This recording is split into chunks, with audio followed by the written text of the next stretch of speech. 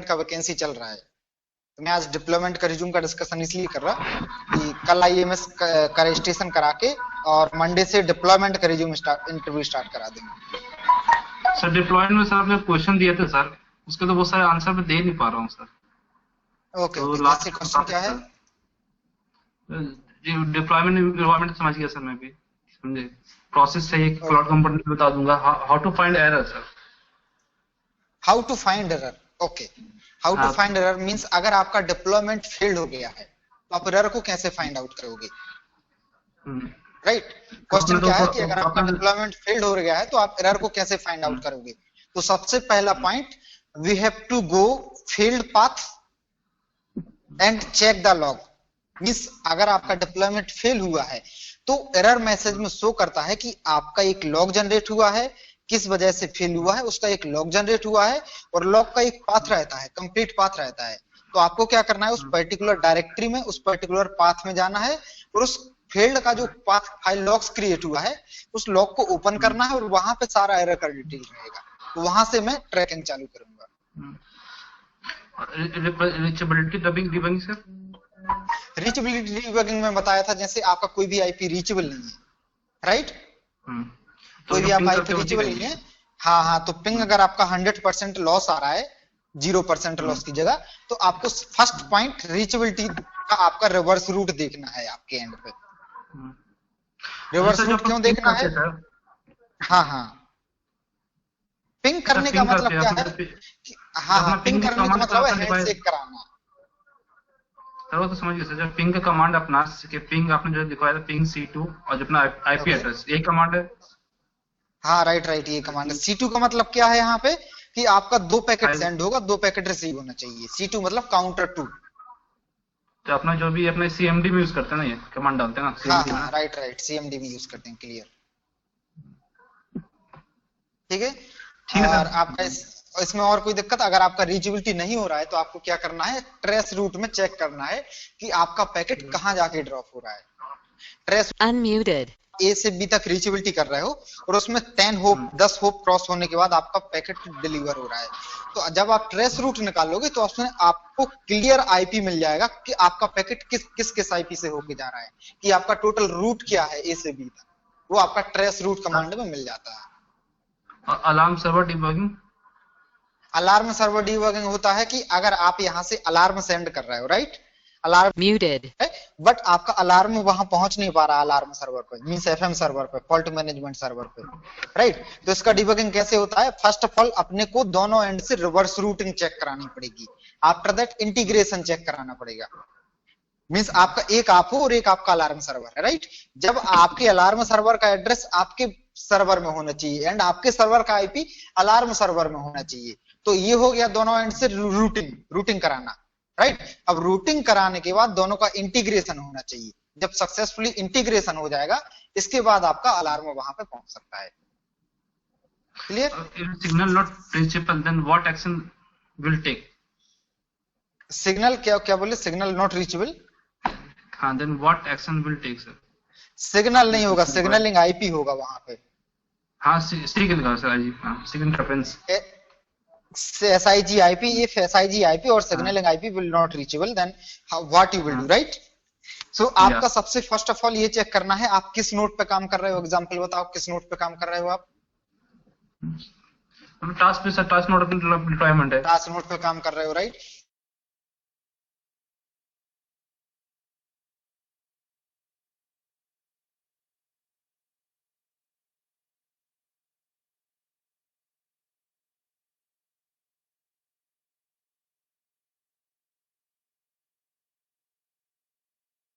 आपको दोनों unmuted check करानी है, reverse routing okay, muted, trace route निकालना है, ट्रेस रूट ओके है, देन आपको पैकेट कैप्चर करना है, मींस ट्रेस उठाना है।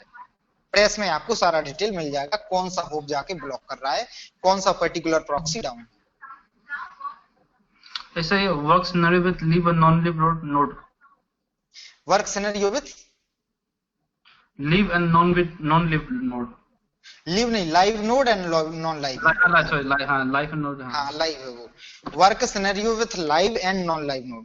आप फर्स्ट ऑफ ऑल आप ये माइंड में रखो, लाइव नोड पे कभी काम नहीं करते हो, किसी भी कंडीशन में आपको लाइव नोड पे काम नहीं करना है। सबसे अगर आपका नोड लाइव है तो सबसे पहले उसका ट्रैफिक रिमूव करना है और उसको टेस्ट एंड डेव में लाना है, राइट। एक्चुअली आपके 3 होते हैं एनवायरनमेंट काम करने के। आपका एक तो टेस्ट एंड डेव होता है, राइट, एक लाइव नोड होता है, एक लाइव एनवायरनमेंट होता है, एक टेस्ट एंड डेव एनवायरनमेंट होता है, और एक और एनवायरनमेंट होता है, एक सेकंड, उसका नाम मुझे अभी याद नहीं आ रहा, Unmuted. जहां पे अगर कोई मेरा Muted. है, ठीक है, लाइव नेटवर्क है, और लाइव नेटवर्क में अगर कोई इशू आ रहा है, तो लाइव नेटवर्क में इशू आ रहा है तो हम लाइव नेटवर्क में डीबग नहीं करते हैं, उसको लाइव नेटवर्क में डीबग नहीं किया जाता, उसका एक दूसरा नाम है, किसी को याद है अभी? हाँ, स्टेबल एनवायरनमेंट, नोट डाउन कर लो। आपके एनवायरनमेंट 3 होते हैं, test and dev environment, live environment and stable environment, ठीक है। टेस्ट एंड डेव एनवायरनमेंट क्या होता है कि जहां पे आपका कंटिन्यूअसली डेवलपमेंट एंड टेस्टिंग चलता है, डिप्लॉयमेंट, डेवलपमेंट, टेस्टिंग, ये चलता रहता है, राइट। जब एक बार वहां से, हाँ, आपके 3 एनवायरनमेंट होते हैं, आपका 3 एनवायरनमेंट होगा। There are 3 types of environment for network testing और network deployment.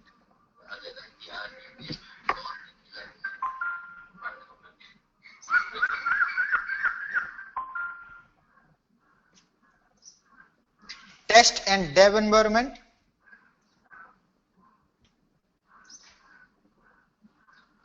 Live environment and stable environment, STABLE, stable.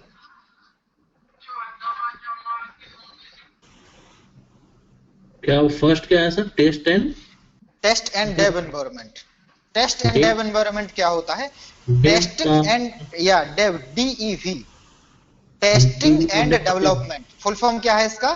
Testing and development.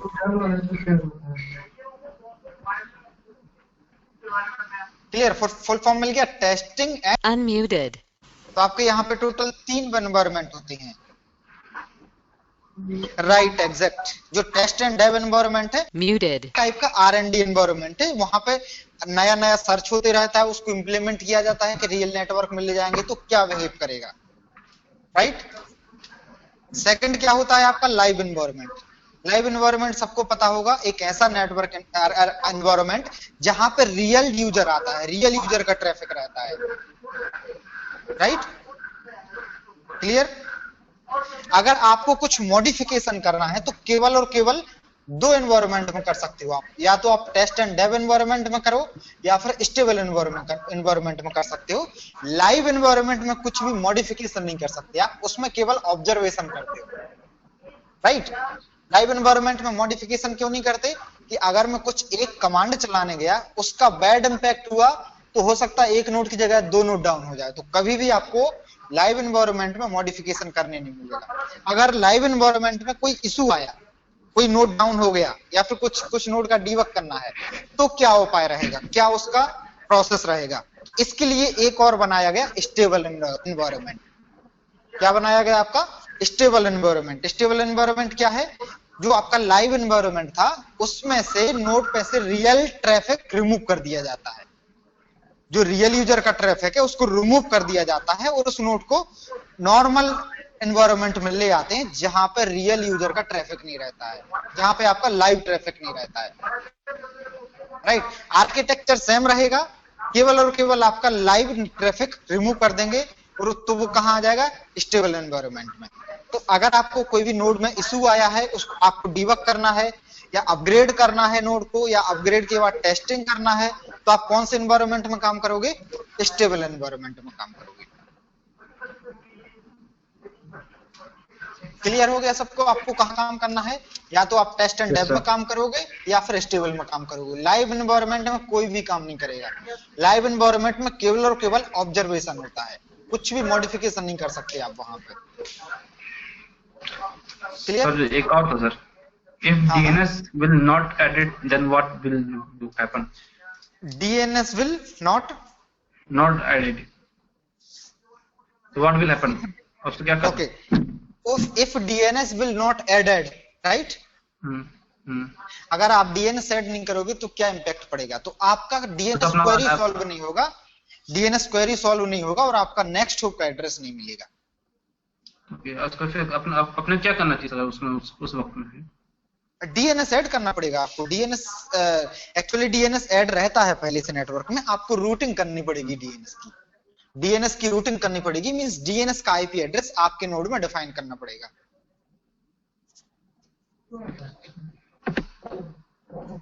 Okay sir. और इसमें अभी किसी को कोई क्वेश्चन है? डॉक्यूमेंट तो सबने देखे थे ना जो मैं फॉरवर्ड किया था? ऐसा कोई बंदा है जिसने डॉक्यूमेंट नहीं देखा हो? सर एक्चुअली जो डिप्लॉयमेंट के लिए जो 1 to 16 पॉइंट है ना, एक्चुअली में याद नहीं पा रहा है। यदि कुछ ऐसा वीडियो या डेमो वीडियो वगैरह हो कि कैसे हो जो देख नहीं पाए नहीं, तो उसको देखो, उसको याद करने का कुछ भी नहीं है। फॉर एग्जाम्पल आपको कोई प्रोसेस याद रखनी है, तो फॉर एग्जाम्पल कोई भी प्रोसेस हो, जैसे आपको लैपटॉप में विंडो इंस्टॉल करना है, राइट? हाँ सर, तो किसी ने कभी तक ऑपरेटिंग सिस्टम इंस्टॉल किया होगा, तो सबसे पहला काम क्या है? आपको सीडी लगाना या फिर कुछ पैकेज के लिए हार्ड ड्राइव लगाना, उसके बाद इंस्टॉलेशन पे क्लिक करना, उसके बाद जब आपका ऑपरेटिंग सिस्टम इंस्टॉल हो जाएगा, उसके बाद उसका कॉन्फ़िगरेशन करना, उसके बाद उसके सॉफ्टवेयर्स डालना।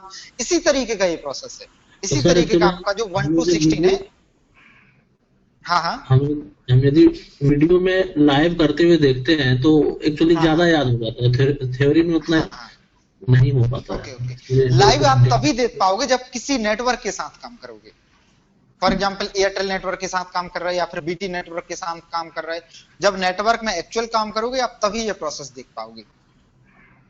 सर एक बार सर मुझे कंफर्म करते समझाते कॉल पर सर, वो अपना under cloud to over cloud वाला सर जो अपना चाहते हैं, कौन सा process? Image transfer process number 2 से जब अपना इमेज अपलोड करते हैं sir. Okay, image upload, okay image upload किया, अंडरग्राउंड में इमेज ट्रांसफर किए पहले, तो अपने किस टूल से करेंगे? विनसीपी से करेंगे? हाँ, विनसीपी से। देखो क्या होता है, पहले आपके सिस्टम में फाइल है, ठीक है, आपके पीसी में फाइल है, पहले आपको कहाँ ले जाना है? अंडर क्लाउड में ले जाना है। तो नॉर्मली ये क्या प्रोसेस? फाइल ट्रांसफर का प्रोसेस है, राइट? तो फाइल ट्रांसफर के लिए कौन सा टूल यूज होगा? विनसीपी यूज होगा। विनसीपी से आपने विनएससीपी से आपने फाइल को ट्रांसफर कर लिया कहाँ पे? अंडर क्लाउड में, राइट? तो सर वो कमांड है खाली सर, वही ऑप्शन है, स्टेप है ये। तो आपको फाइल ट्रांसफर करना है, विनसीपी में बताता है, आपका एक टूल है। तो एक्चुअली फाइल जिला की तरह टाइप से काम करता है फाइल जिला। राइट, फाइल जिला या फाइल जिला सेम, विनसीपी और फाइल जिला सेम है। आप विनसीपी यूज कर लो या फाइल जिला यूज कर लो, सेम उसका काम रहता है, राइट? जब आपका फाइल ट्रांसफर हो जाएगा, फिर आपको एक्चुअल इमेज कहां पे ले जानी थी? ओपन स्टैक GUI में, ग्लांस के अंदर, राइट? लेकिन अभी आपका इमेज कहां है? अंडर क्लाउड में है।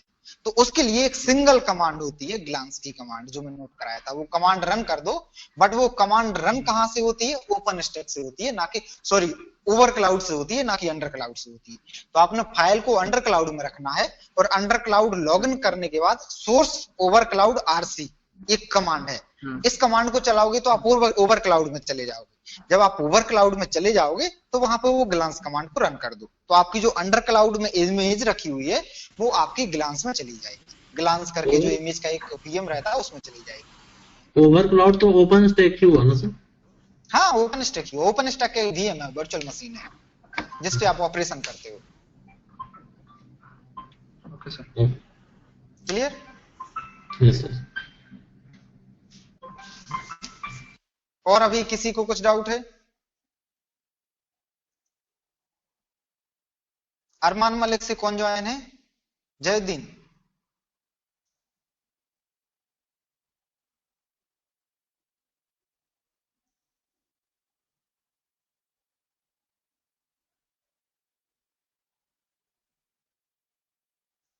ओके, तो अभी एक रिज्यूम देख लेते हैं किस तरीके से आपका डिप्लॉयमेंट का रिज्यूम बनेगा। एक बंदा कोई अपना नॉर्मल रिज्यूम भेज दे मेरे को, नॉर्मल रिज्यूम जो आपका है, या फिर मैं बनाता हूं, 1 minute. Kaifi, Unmuted. Muted. Kaifi resume मत भेजो, मैं बनाता हूं, तो आपका डिटेल बताते जाना, ठीक है? कैफी तुम्हारा बना देते हैं, सभी लोग देखना किस तरीके से रिज्यूम बनाते हैं।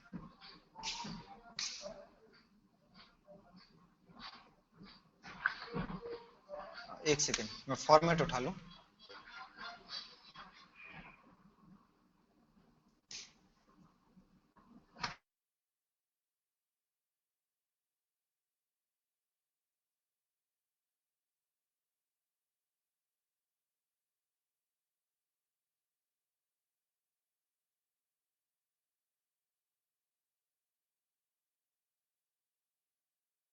स्क्रीन शेयर अभी नहीं किया।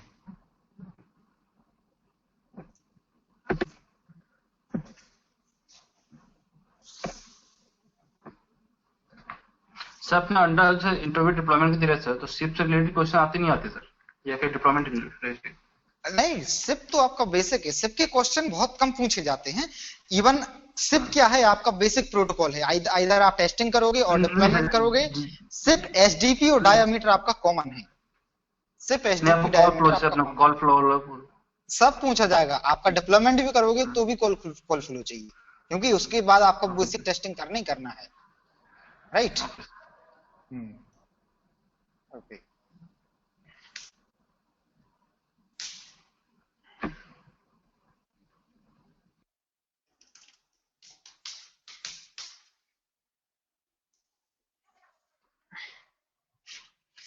देखो आपका दो कंपनी है। आप कैफी, फॉर एग्जांपल कैफी का एग्जांपल लेता हूँ। कैफी आप कौन सी कंपनी में काम कर रहे हो?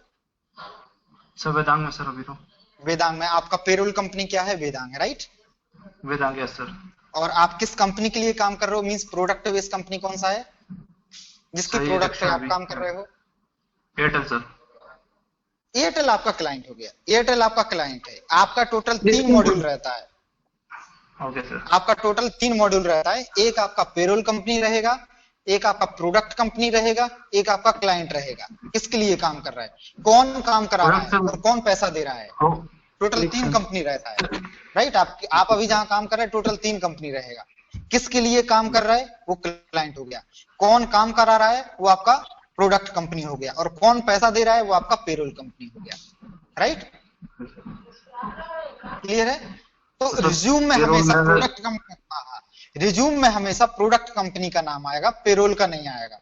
अब वो पेरोल कंपनी कब बताना है और क्लाइंट का कब बताना है, वो आपको बताना है एचआर के लिए ड्यूरिंग इंटरव्यू। आपका इंटरव्यू के पहले एचआर कॉल करेगा, तब आपको बताना है कि आपका पेरोल क्या है और आप कौन से क्लाइंट के लिए काम करते हो, राइट।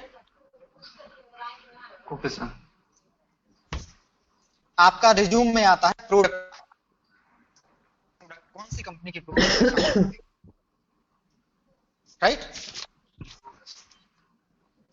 तो कुछ डिटेल चाहिए कैफी आपका।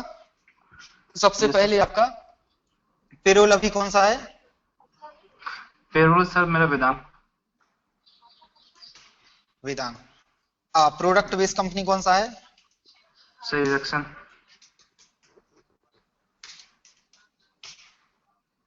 और आपका क्लाइंट कौन सा है? Airtel sir.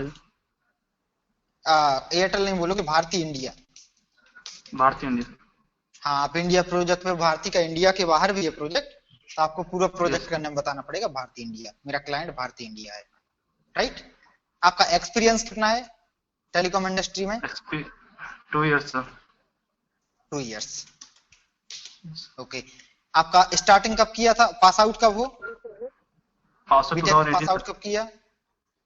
2018। ओके। आपका फर्स्ट कंपनी कौन सा था? स्टार्टिंग से ही सर। स्टार्टिंग से वेदांग ही है, राइट। Yes sir. बंद कब से स्टार्ट किया था? जून जुलाई 2018? सितंबर 2018 सर। सितंबर 2018 to till date, right. Yes sir. Till date, okay.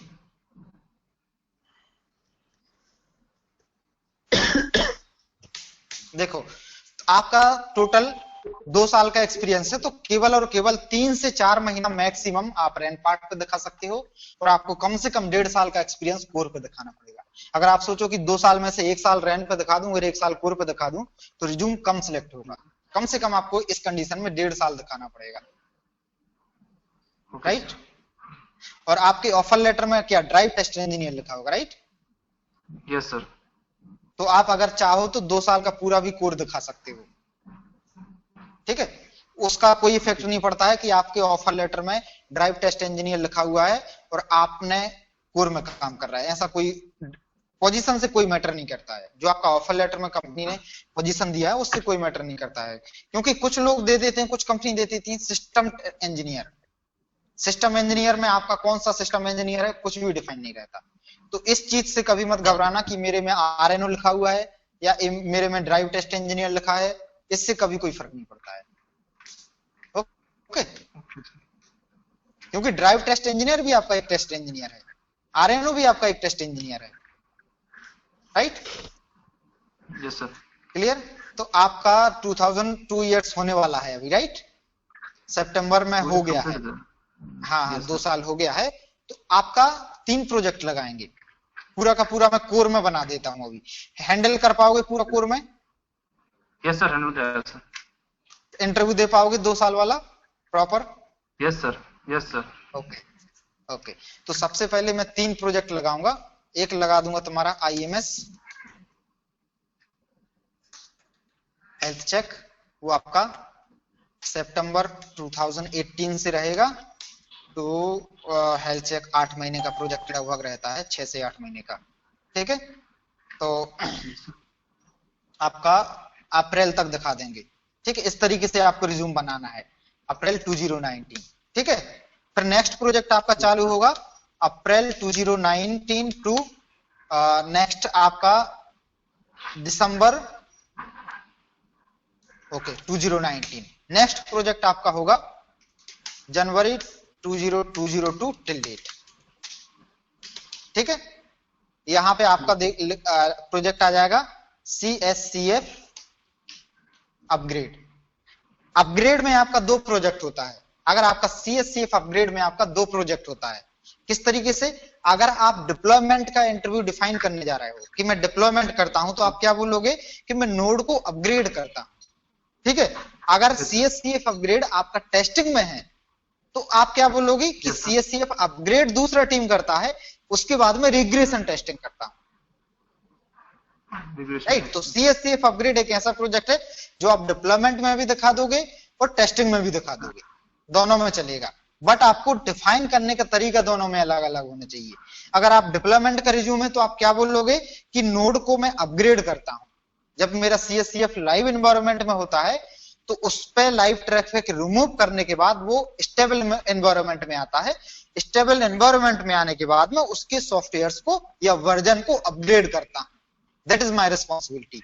ये आपका डिप्लॉयमेंट प्रोजेक्ट के अंदर बता रहा हूं, ठीक है? अगर आप CSCF अपग्रेड को टेस्टिंग प्रोजेक्ट के अंदर बताओगे तो क्या बोलोगे? मेरा CSCF अपग्रेड हो रहा है, तो इस अपग्रेड होने के बाद रिग्रेशन टेस्टिंग करता हूं मैं। तो आपका CSCF अपग्रेड किस में हो जाएगा? टेस्टिंग प्रोजेक्ट में हो जाएगा। क्लियर? और एक प्रोजेक्ट आप दिखा देना MRF डिप्लॉयमेंट, करेक्ट? इस तरीके से आप 3 प्रोजेक्ट दिखा देना, ठीक है? Okay sir, yes sir. Clear है? इस तरीके से आप 3 प्रोजेक्ट दिखा देना। इस तरीके से ये आपका कंप्लीट डाटा बन गया। आपका पेरोल कंपनी वेदांग है, आपका प्रोडक्ट कंपनी इरिक्सन है जिसके लिए काम करते हैं, और आपका क्लाइंट भारतीय इंडिया है, ठीक है? एक्सपीरियंस 2 साल का है। अब इसको बनाने जा रहे हैं, किस तरीके से आपका रिज्यूम बनेगा, ठीक है? किस तरीके से आप सभी लोग देखते जाना किस तरीके से रिज्यूम बनाना है और किस तरीके से आपको डिफाइन करना है, ठीक है? 2 सेकंड के लिए मैं स्क्रीन रिज्यूम कर रहा हूं, पॉज कर रहा हूं स्क्रीन को, देन उसके बाद रिज्यूम करूंगा।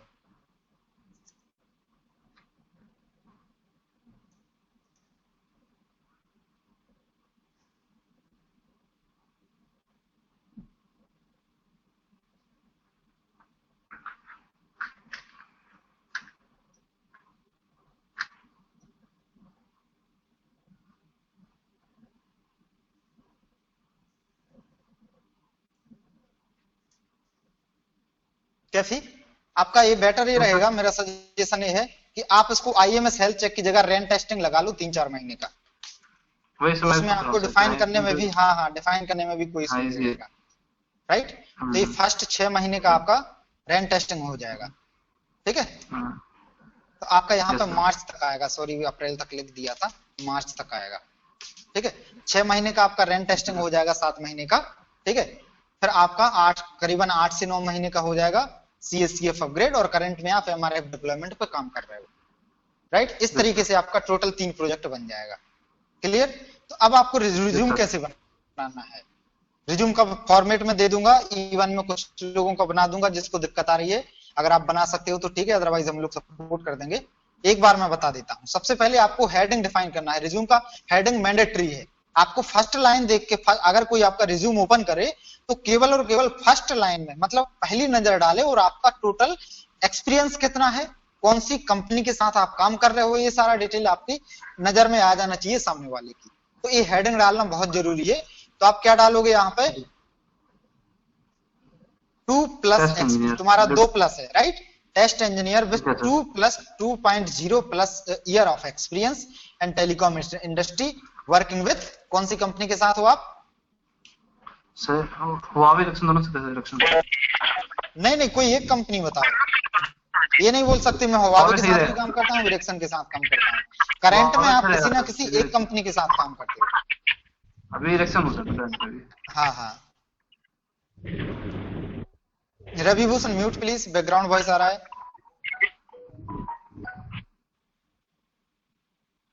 ओके, अभी किस में हो? इरेक्शन में, राइट? Yes sir. आपका नाम क्या डालना है यहाँ पे? Sir Kaifi Azmi. Spelling correct, right? Sir मैं स्क्रीन स्लो आता है सर थोड़ा। अच्छा, सही है सर, सही है। ओके। मेल आईडी क्या है?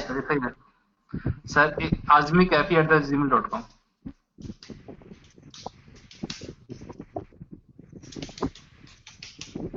Okay, contact number? सर 8602 839800। 8602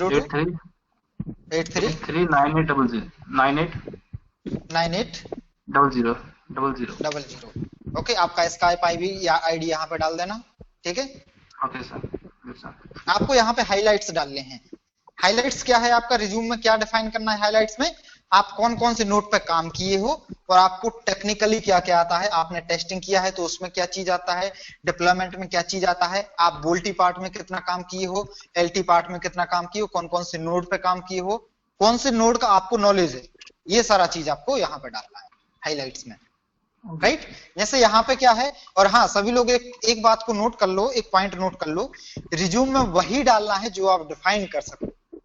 ऐसा कोई भी पॉइंट मत डालना जो आपको आता नहीं हो या फिर कुछ कंफ्यूजन।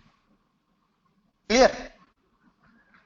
इस पे जैसे इस फर्स्ट लाइन को, कैफी तुम्हारी रिज्यूम है, इसको फर्स्ट लाइन को रीड करो, क्या लिखा है?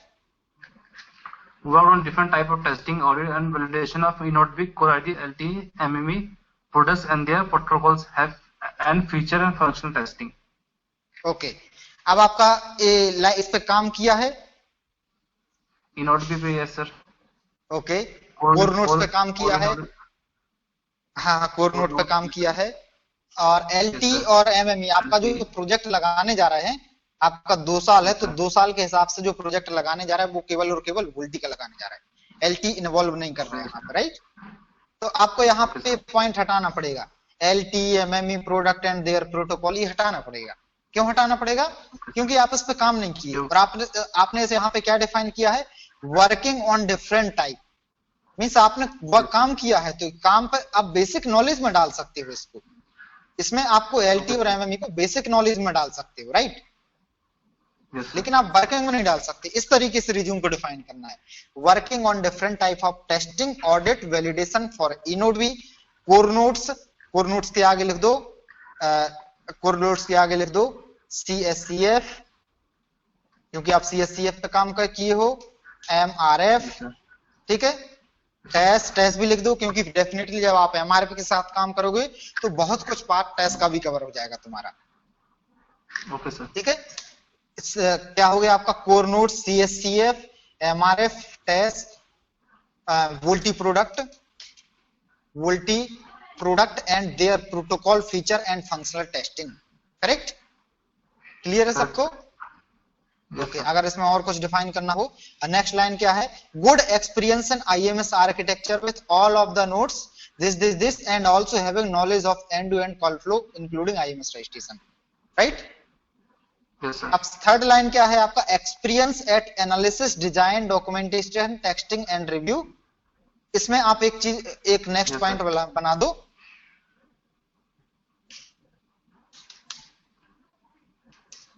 Experience on deployment, experience on deployment of VoLTE node. Correct, आपका वोल्टी नोड का डिप्लॉयमेंट आपको आता है, राइट? ये और लिख दो। Yes, इसमें sir. आपका एलटी का मैं कुछ नहीं लगा रहा हूं क्योंकि 2 साल का एक्सपीरियंस है इसलिए, बट डेफिनेटली अगर आपका 3 साल का 4 साल का जिसका एक्सपीरियंस हो उसको एलटी भी लगाना पड़ेगा, ठीक है? और कैफी ऐसा नहीं है कि 2 साल में एलटी नहीं लगाना है। अगर आपको एलटी आता है तो आप यहाँ पे एक लाइन ऐड कर सकते हो, good knowledge about LT architecture, LT notes and all. But मैं आपके ऊपर छोड़ा हूं, अगर आपको आता है तभी आप यहाँ नोट डाउन करना। क्लियर? Okay, sir. Okay. इसलिए मैं यहाँ पे आपको छोड़ देता हूं। अगर आपको लगे कि मैं एलटी को भी डिफाइन कर सकता हूं तो यहाँ पे नोट डाउन कर देना, good knowledge about LT Okay, architecture, LT notes and all. Okay, Okay, sir. Yes, sir. Clear? आपको ऑपरेटिंग, अब आता है आपका operating system and tools define करना। आपका टेक्निकल स्किल क्या क्या है? क्लियर? तो आपको ऑपरेटिंग सिस्टम कौन कौन सा आता है? विंडो आता है और लाइनेक्स आता है, राइट? आता है सर। लाइनेक्स भी आता है। लाइनेक्स आपको बताना पड़ेगा, विदाउट लाइनेक्स बहुत ज्यादा पॉसिबिलिटी 100% लेस नहीं बोल सकते, बट हाँ अगर आपको लाइनेक्स बिल्कुल भी नहीं आता है, 1-2 कमांड भी नहीं आती है तो कोई नहीं लेगा, ठीक है? और जो मैं लास्ट वीक में जो 25 से 26 कमांड दिया हूं, अगर उतना ही बता दोगे तो सफिशिएंट है। हाँ हाँ, कितना कमांड है टोटल? लास्ट वीक में बहुत कुछ ऐड किया था। हाँ हाँ, कुछ ऐड करके भेजा था तो 30+ कमांड हो गया है। अगर वो 30+ कमांड बता दोगे तो सफिशिएंट है, ठीक है? आपको टूल के ऊपर बताना है। अगर आप कोई टूल पे काम करते हो, वायरसआर्क टूल तो सभी यूज करते हैं, राइट? वायरसआर्क तो सभी को यूज करना है। इवन आप डिप्लॉयमेंट में भी काम करते हो तब भी आपको वायरसआर्क आना चाहिए, क्योंकि डिप्लॉयमेंट के बाद बेसिक्स टेस्टिंग होती है, जो फंक्शनल टेस्टिंग, वो आपको करना होती है, राइट? तो अगर उसमें कुछ इशू आ रहा है, कोई टेस्ट पास नहीं हो रहा है, तो आपको एनालिसिस किससे करना है? वायरसआर्क से करना है। बट अगर इसके आगे कोई डिफेक्ट ट्रेस करने के लिए जीरा यूज करता हो तो जीरा लिख देगा, राइट? और कोई दूसरा टूल यूज करता हो तो दूसरा टूल लिख देगा। यहाँ पे जितना आपको टूल आता है वो सारा यहाँ पे डिफाइन कर दोगे। डिफाइन कर दोगे मींस वर्डिंग लिख दोगे, वायरसआर्क आता है, जीरा आता है, जो भी टूल आपको आता है। जेनेक्स असिस्टेंट, जेनेक्स प्रोब, ये सब डाल सकते हैं क्या? जेनेक्स वो डालने को तो डाल सकते हो, बट उसका कोई यूज नहीं है। उसका कोई यूज नहीं इन द सेंस, सामने वाले को इम्पैक्ट क्या पड़ेगा कि आपको वो टूल आता है तो आपने लिखा है, बट उसका कोई यूज नहीं है।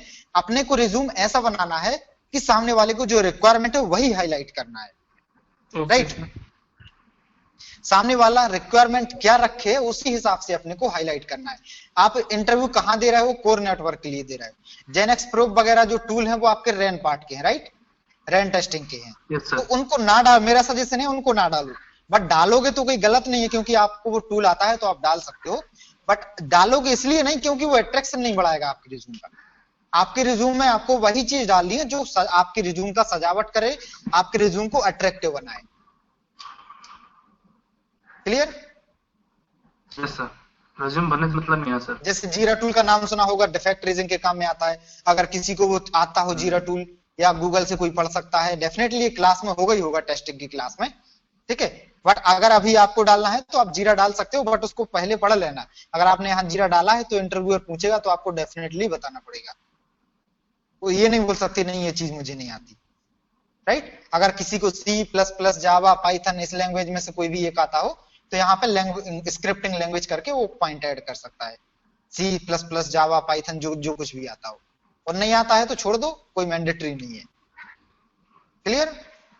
Okay sir. अब यहाँ पे आते हैं प्रोटोकॉल। तो अभी कौन कौन से प्रोटोकॉल आते हैं, कौन कौन से प्रोटोकॉल कर लिए हैं? सिप सर, एसडीपी, ओके, और डायमीटर सब बताया था आपने। हाँ, डायमीटर अभी थोड़ा सा बताया है। अब आपका रजिस्ट्रेशन और जब कॉल होगा तो डायमीटर काम में आएगा। तो SIP, SDP, diameter, right? Diameter 2 बार लिखा हुआ है। Yes sir. और जब आप एलटी करोगे तो सारे एलटी के प्रोटोकॉल आ जाएंगे। बोल्टी में भी काफी सारे प्रोटोकॉल हैं। कॉल फ्लो जब देखोगे तो जितना भी प्रोटोकॉल होते जाएगा आपका, वो आपको यहाँ पे प्रोटोकॉल नॉलेज में डाल देता है। तो डायमीटर कब बताए थे आप? डायमीटर अभी नहीं बताया है, शायद इस क्लास में अभी नहीं हुआ है। सुभ्रन लेता है डायमीटर की क्लास, अभी नहीं हुआ है। मोस्ट प्रोबेबिलिटी नेक्स्ट वीक में होगा या उसके आगे वाले वीक में होगा। ठीक है, एक बार आपका वोल्टी का कॉल फ्लो हो जाएगा, उसके बाद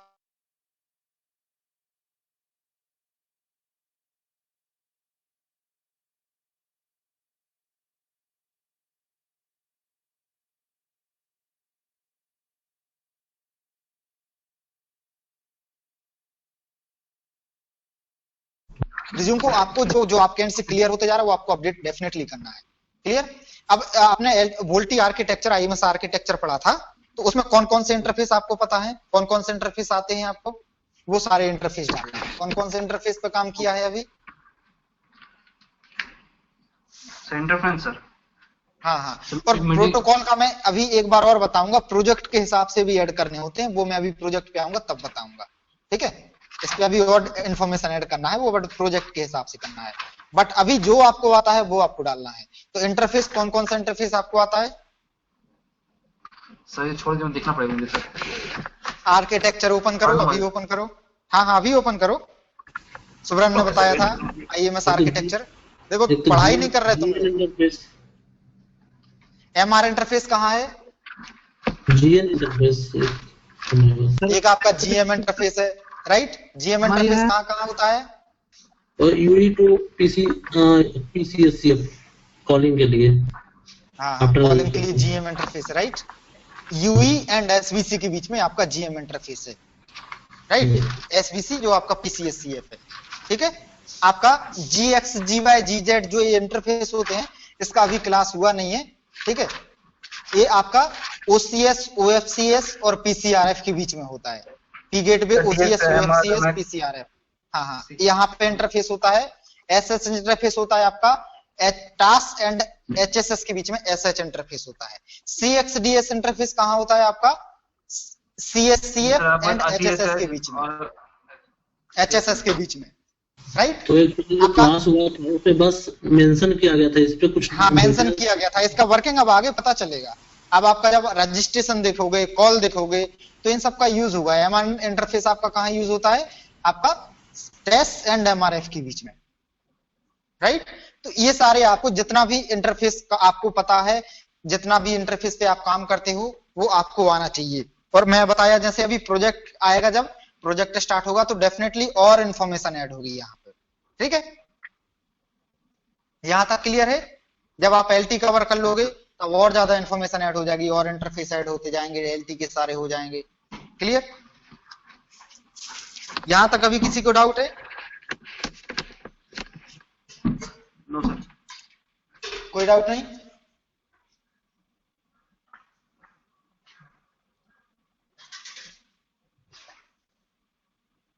अगर आप इंटरव्यू में आपका रिज्यूम अच्छे से डिफाइन कर पाते हो तो 50% आपका इंटरव्यू क्लियर होता है। ओनली आप रिज्यूम को डिफाइन कर दो, आपके रिज्यूम में क्या लिखा है वो आपको सिर्फ बताना है कि हाँ ये चीज मैं रिज्यूम में लिखा हूं और ये चीज मुझे आता है। क्योंकि आप सामने वाले को आप अपना चेहरा लेकर भी जाओ तो सामने वाले को पता नहीं होता कि आपको कितना नॉलेज है कि नहीं। केवल और केवल आपका रिज्यूम देखेगा सामने वाला और देखेगा हाँ बंदा इस पे भी काम किया है, इस पे भी काम किया है, अब ये एक्चुअल में काम किया है कि नहीं, उसके लिए वो क्रॉस क्वेश्चन करता है। That's it. क्लियर? अब आता है रिज्यूम। जैसे कैफी का डिटेल है, ठीक है, मैं क्या बताया था कि कंपनी इंफॉर्मेशन आपका टोटल 3 पॉइंट होता है। आपका पेरोल कौन सा है, आपका प्रोडक्ट कंपनी कौन सा है, आपका क्लाइंट कौन सा है, राइट? कभी कभी किसी किसी के साथ ये दोनों कंपनी सेम हो सकता है, पेरोल एंड प्रोडक्ट ये सेम हो सकता है, राइट? ये सेम भी हो सकता है आपको, तो दोनों में इरेक्शन डाल देना है कि हमारा प्रोडक्ट कंपनी इरेक्शन है और मेरा पेरोल भी इरेक्शन है, मैं किसी थर्ड पार्टी से नहीं हूं, ऑन रोल इरेक्शन हूं, राइट? अब आपका प्रोजेक्ट डिफाइन होगा, तो आपका यहां से नहीं आते हैं, मैं थर्ड से प्रोजेक्ट चालू करता हूं, यहां से रैन टेस्टिंग से चालू करता हूं। ठीक है, ये मैं अभी ऊपर एडिट कर दूंगा बाद में, मैं अभी यहां से चालू कर देता हूं।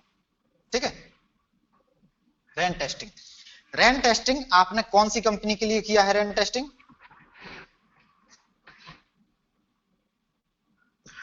कौन सी कंपनी के लिए किया? प्रोडक्ट कंपनी कौन सा था?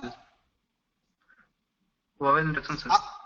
नहीं नहीं, कोई एक बोलो, ये नहीं बोल सकते कि मैं 2 कंपनी के साथ काम करता हूँ, ये कभी नहीं बोल सकते। कोई एक बंदा 2 कंपनी में जॉब नहीं कर सकता ना। Okay sir. आपको क्या बोलना है? मैं एरिक्सन में काम करता हूँ, दैट्स इट। यहाँ पर हुआवे डालना है तो हुआवे डालो और हुआवे में काम करते हो। सेम टाइम पे 2 कंपनी में कैसे काम कर पाओगे? Okay sir. राइट, या तो आप हुआवे में कुछ टाइम काम करोगे 4 महीने, और प्रोजेक्ट आपका चेंज हो जाएगा तो एरिक्सन में चले जाओगे, ये हो सकता है। Yes sir. डेफिनेटली आप हुआवे एरिक्सन दोनों की ड्राइव करते हो, लेकिन आपको बताना नहीं है कि मैं 2 कंपनी के साथ काम करता हूँ। Right. Yes sir, understand sir. तो अभी आप जैसे इरेक्शन में काम करते हो, आपका डेजिग्नेशन क्या है? टेस्ट इंजीनियर है। आपका प्रोजेक्ट कौन सा है? रैन टेस्टिंग है, मींस आप जो ड्राइव करते हो। ठीक है, वो आपका क्या है? रैन टेस्टिंग। रैन टेस्टिंग का प्रोजेक्ट है। ठीक है, आपने कब से कब तक किया है? सितंबर 2018 to March 2019। Yes sir.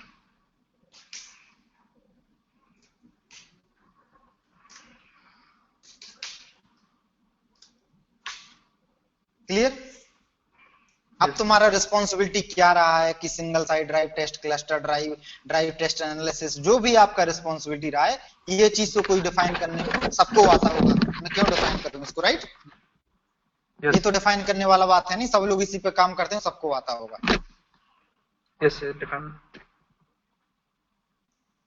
Clear? कभी कभी क्या होता है, कोई इंटरव्यूअर अगर वो बंदा इसको इंटरेस्ट होगा तो डेफिनेटली आपके इस प्रोजेक्ट में से भी इंटरव्यू क्वेश्चन पूछ लेता है। तो ये आपको पता होना चाहिए, ऐसा नहीं कि बस आंख बंद करके लिख दिया रैन टेस्ट का। रैन टेस्ट से भी क्वेश्चन कर सकता है सामने वाला, क्योंकि आपने रिज्यूम में लिखा है। Clear? Yes sir.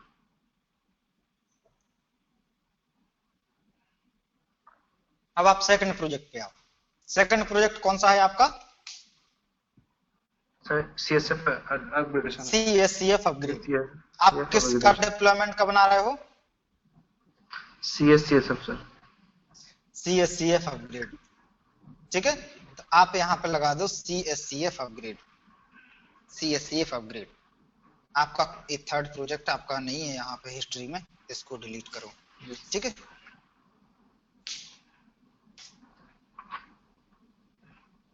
CSCF upgrade आपका कब से कब तक है?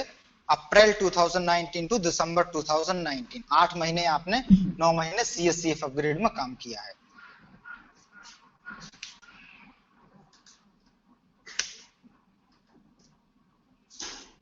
दिसंबर 2019। राइट। आपकी यहाँ पर रिस्पॉन्सिबिलिटी क्या रही? आप क्या रिस्पॉन्सिबिलिटी बताओगे कि क्या रिस्पॉन्सिबिलिटी रही? आप नोट डाउन करना, डिप्लॉयमेंट टीम में हो। Yes sir, notes, deployment of notes, preparation of test case, ये सब कैसा इसमें?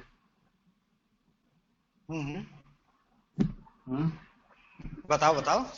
डिप्लॉयमेंट प्रोसेस अभी लास्ट में बताया था, अभी रिवाइज भी कराया है। क्या क्या आपको रिक्वायरमेंट है यहाँ पे, आपको क्या क्या करना पड़ेगा, आपको सॉफ्टवेयर पैकेज चाहिए, क्या क्या चाहिए, वो सारा चीज रिस्पॉन्सिबिलिटी में आएगा। सारे रिस्पॉन्सिबिलिटी में आएगा वो? हाँ हाँ, सारा चीज रिस्पॉन्सिबिलिटी में आएगा।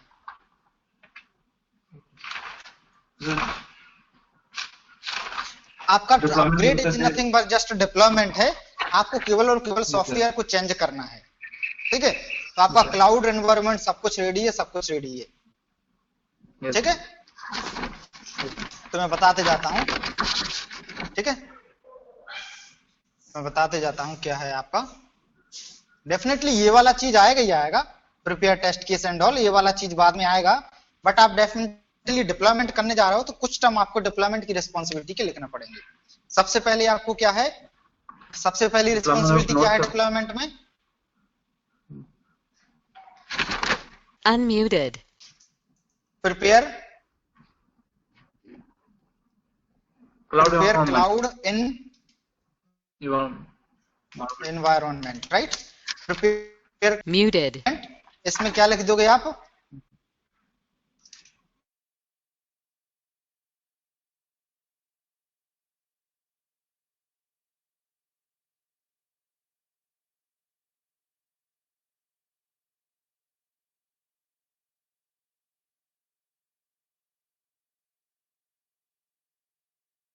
reuploadation, yes. Right.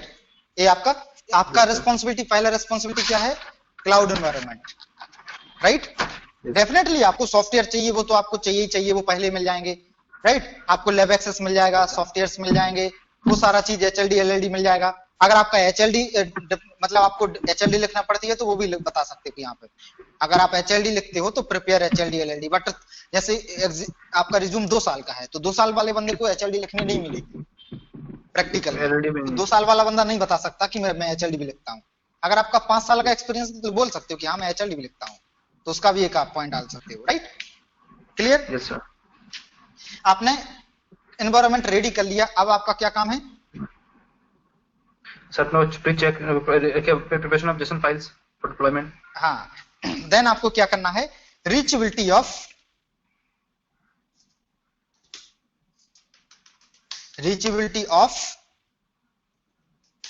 Cloud VM to cloud VM to कहां की रीचेबिलिटी करना है?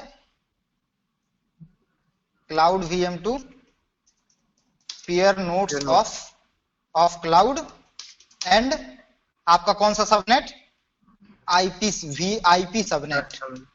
IP सबनेट मींस आपको क्या करना है? क्लाउड VM से, क्लाउड VM मींस आपको अंडर क्लाउड लॉगिन करने के बाद अदर नोड की रीचेबिलिटी चेक करना है, पीयर नोड की रीचेबिलिटी चेक करना है क्लाउड की, प्लस जो आपका IP सबनेट पूल है जहां पे आप डिफाइन करने जा रहे हो आपके वर्चुअल मशीन को, ठीक है, उसका एक IP सबनेट पूल मिला होगा आपको, राइट। वो IP पूल रीचेबल है कि नहीं है?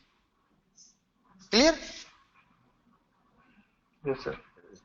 क्लियर है? यहाँ पे एक पॉइंट और ऐड कर सकते हो, मिस कर दिया है अपन ने, नेटवर्क डेफिनेशन या फिर बोल सकते हो network creation. Clear? Yes sir. ये आपका रीचेबिलिटी चेक कर ली, अब आपका क्या काम है? डिप्लॉयमेंट नेक्स्ट आपका क्या काम? जेसन फाइल लिख सकते हैं, right. Preparation of JSON file, JSON file, preparation of JSON file और इनपुट फाइल भी बोल सकती हूँ, input file for deployment, right. ये आपका बहुत इंपॉर्टेंट पॉइंट है। जेसन फॉर्मेट भी हो सकता है, XML फॉर्मेट भी हो सकता है, फिक्स नहीं है कि जेसन ही हो, XML भी हो सकता है, राइट। लेकिन आप जेसन को इसलिए ऐसे डिफाइन कर सकते हो कि जो मैं CSEF अपग्रेड करता था वहां पे जेसन फॉर्मेट में फाइल इनपुट होता था, तो मैं जेसन फाइल लिखा हूं। आप जो चीज लिख रहे हो उसको डिफाइन करना आना चाहिए, दैट्स इट। आप यहाँ पे PDF भी लिख सकते हो, लिख दो PDF, बट आप PDF को डिफाइन कर पाओ, यहाँ मैं PDF फाइल अपलोड करता हूँ, राइट। सामने वाले को नहीं पता कि आप जेसन करते हो, XML करते हो कि PDF करते हो, राइट। तो जो भी आप लिखो उसको कॉन्फिडेंस के साथ समझाना है सामने वाले को, दैट्स इट। ये नोड पे डिपेंड करता है ना कौन सा ये नोड पे डिपेंड करता है, हाँ। जेसन फाइल इनपुट डेटा ले रहा है या फिर XML फाइल इनपुट डेटा ले रहा है, वो नोड पर डिपेंड करता है। मोस्ट 80% में जेसन फाइल ही लेता है, 80%, ठीक है। जैसे टेस्ट में काम करोगे, एंटास है वो XML फाइल इनपुट लेता है, बट ओटेस है वो जेसन फाइल लेता है। टेस्ट के 2 प्रोडक्ट हैं, ओटेस एंड एंटास। ओटेस लेता है आपका जेसन फाइल और आपका जो एंटास है वो XML फाइल लेता है, तो नोड पर डिपेंड करता है, राइट। अब आपका यहाँ पे इतना हो गया, आपको फाइल रेडी कर लिया, अब आपका क्या है रिस्पॉन्सिबिलिटी? नेक्स्ट आपका रिस्पॉन्सिबिलिटी क्या था? Sir check deployment status sir. हाँ, प्रिपेयर कर लिया, देन आपको क्या करना है? VM deployment and trouble shooting. Deployment आपने स्टार्ट कर दिया, VM deployment and trouble shooting. Trouble shooting of deployment process. Deployment में कोई ट्रबल फेल होगा, ट्रबल शूटिंग करनी पड़ेगी, तो उसके लिए भी तो आप रिस्पॉन्सिबल हो ना, राइट। उसके लिए भी आप ही रिस्पॉन्सिबल हो, कोई दूसरा बंदा नहीं आएगा, गॉट इट? तो क्या लिखोगे? VM deployment and trouble shooting of deployment, right. अब वो पूछेगा कैसे डिप्लॉयमेंट करते हो, कैसे ट्रबल शूटिंग करते हो, जो आप रिस्पॉन्सिबिलिटी लिखे हो इसी में से आपका क्रॉस क्वेश्चन होना है, दैट्स इट। क्लियर?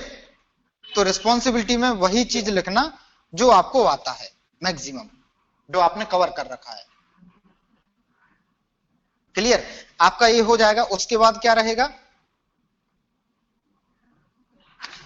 उसके बाद सर उसके बाद आपका डिप्लॉयमेंट हो गया, ट्रबल शूटिंग कर लिया, डिप्लॉयमेंट कंप्लीट कर लिया। अब आपका क्या काम है next? With all interference.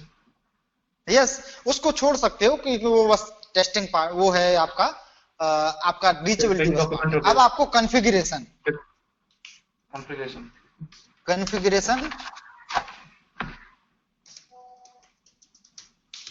Of VM as per required codec, मतलब आपको मॉब फाइल में जिस हिसाब से कोडेक सेट करने को बोला है, जो आपको मॉब फाइल में मिला है उस हिसाब से आपको कोडेक सेट करना है और आपको कॉन्फ़िगरेशन कर देना है नोड का। क्लियर? Yes sir. क्लियर? वो रिस्पॉन्सिबिलिटी वही है जो मैं बताया हूं, इसी तरीके से मैं लिखवा रहा हूं कि आप इस तरीके के डिफाइन कर सको सामने वाले को, इंटरव्यूअर को। क्लियर? Clear sir. अब इसके आगे क्या होगा? इसके आगे क्या करते हो? आपने कॉन्फ़िगर कर दिया नोड को, इसके बाद आपको करना है इंटीग्रेशन टेस्टिंग। इंटीग्रेशन या बोल सकते हो इंटीग्रेशन ऑफ, क्या लिख सकते हो, हाँ, integration with peer nodes of our VM। हाँ, ये है, ये लिख सकते हो। आपको क्या करना है इसमें? Integration with peer nodes of VM। आपके VM के पास जितना भी पीयर नोड है उसका इंटीग्रेशन करोगे आप, मींस आप उसको रूट डिफाइन करोगे आपके एंड पे, और आप सामने वाले एंड पे मींस फॉर एंड पे अगर जरूरत पड़ती है तो वहां भी मेल करके डिफाइन करवाओगे। जब आपका इंटीग्रेशन हो जाएगा तो आप इसकी रीचेबिलिटी टेस्टिंग कर लोगे, इंटीग्रेशन टेस्टिंग कर लोगे। क्लियर? यहां तक हो गया आपका पॉइंट। अब आपको क्या स्टार्ट करना है? आपका नोड कंप्लीट इंटीग्रेट हो गया है, सब कुछ रीचेबिलिटी ओके है। अब आपको क्या करना है? टेस्टिंग स्टार्ट करना है, फंक्शनल टेस्टिंग। ठीक है, फंक्शनल टेस्टिंग में आप ये 2 पॉइंट डाल सकते हो, preparation of test case as per requirement, testing execution of test case. ये चीज आप यहां तक आप दे सकते हो, यहां ये 4 पॉइंट डाल सकते हो, ये 4 पॉइंट आ जाएंगे इसमें आपके। ठीक है, ये 4 पॉइंट आ जाएंगे इसमें, 4 पॉइंट आ जाएंगे। आपको टेस्ट केस को प्रिपेयर करना है, टेस्ट को एग्जीक्यूट करना है, आपको प्रिपेयर अपडेट जो रिपोर्ट वगैरह बनती है टेस्टिंग की वो बनाना है, अगर कोई क्वेरी आती है तो उसको रेज करना है। क्लियर? Clear sir. देखो यहाँ पे अगर आपको लगता है कि मैं ज्यादा नहीं बता पाऊंगा तो ये पार्ट छोड़ सकते हो, जो टेस्टिंग का पार्ट है वो छोड़ सकते हो, बोल दो कि टेस्टिंग टीम हमारी डिफरेंट है तो अपग्रेड मैं कर देता हूं, टेस्टिंग वो दूसरा टीम कर सकता है, कर देगा। राइट? क्लियर? सर। ये भी बोल सकते हो आप कि टेस्टिंग टीम है वो मेरी रिस्पॉन्सिबिलिटी लेती है फंक्शनल टेस्टिंग की। डेफिनेटली आपके टेस्टिंग करने के बाद टेस्टिंग टीम इसका रिग्रेशन टेस्टिंग करेगी, बट एक डिप्लॉयमेंट टीम का काम होता है डिप्लॉयमेंट करने के बाद एक फंक्शनल टेस्टिंग जो सीट रहता है वो आपको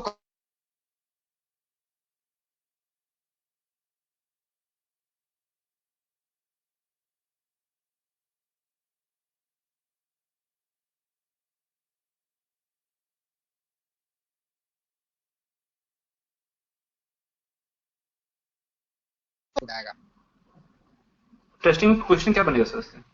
टेस्टिंग का क्वेश्चन ये बनेगा कि आपका VM डिप्लॉय हो गया, आपने टेस्टिंग करना है कि आपका VM का टेस्ट केस चल रहा है कि नहीं चल रहा, तो आप टेस्ट कैसे करोगे? राइट? तो आपने आपके पास आप किस में हो? स्टेबल एनवायरनमेंट में हो। राइट? स्टेबल एनवायरनमेंट में हो मींस आपके पास पीयर नोड्स हैं ही, रियल नेटवर्क के पीयर नोड हैं ही आपके। राइट? आपको टेस्ट हैंडसेट्स दिए जाएंगे और टेस्ट सिम दी जाएंगी। आप टेस्ट सिम को फोर्सफुली प्रोविजन करा के इस पर्टिकुलर CSCF में लाओगे। ठीक है, HSS में फोर्सफुली प्रोविजन करा के आप इस CSCF में लैच करा लोगे, CFX में लैच करा लोगे। उसके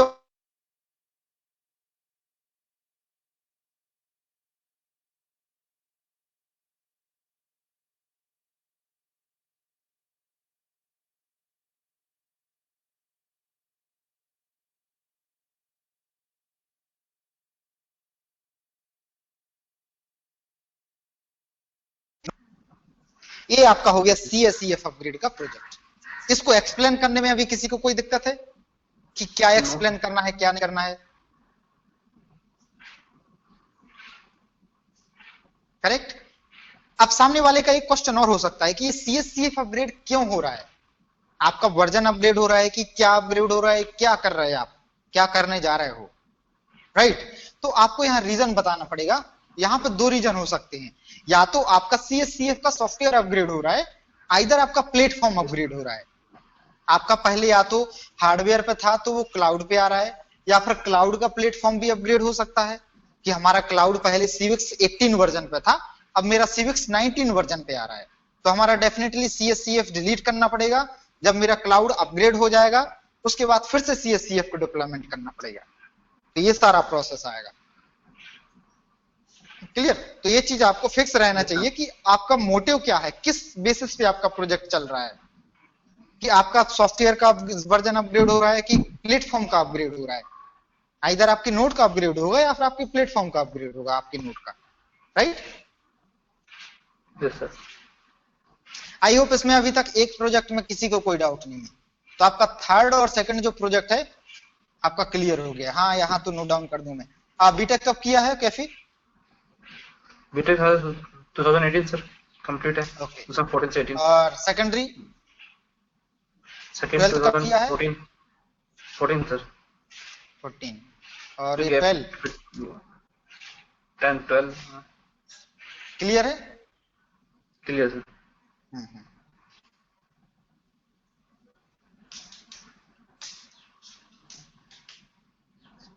डेट ऑफ बर्थ क्या है यहाँ डाल सकते हो।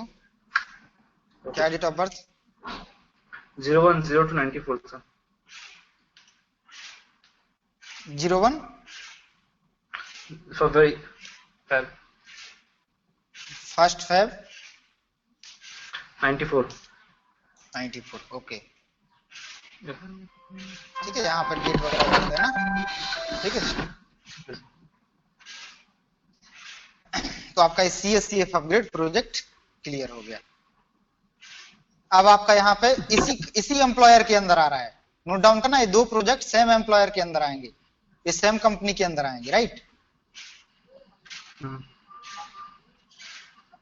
यहाँ पे आपका फर्स्ट प्रोजेक्ट डालना है। आपका कंपनी कौन सा है? एरिक्सन है।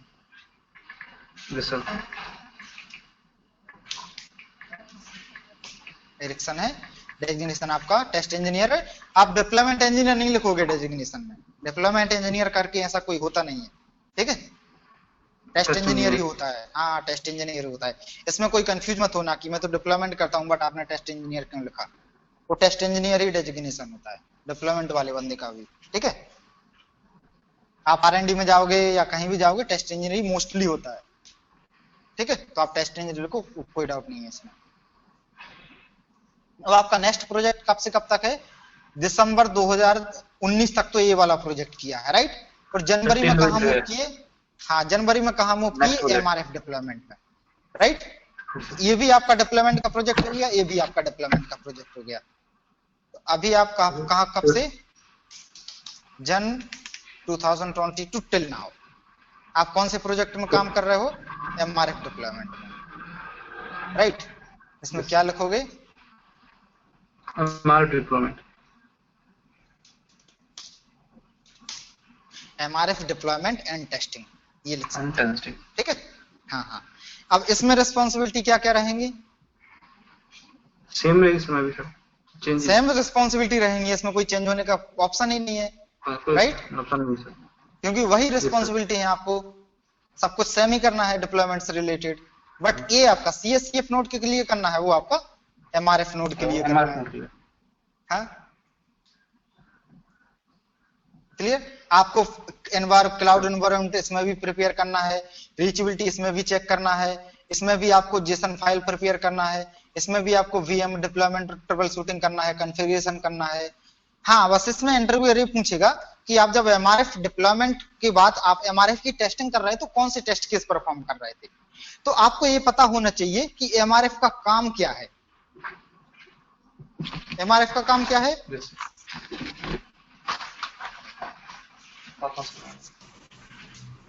Call conference call conference, call record होता है, कॉन्फ्रेंस भी होता है, अनाउंसमेंट भी होता है, राइट।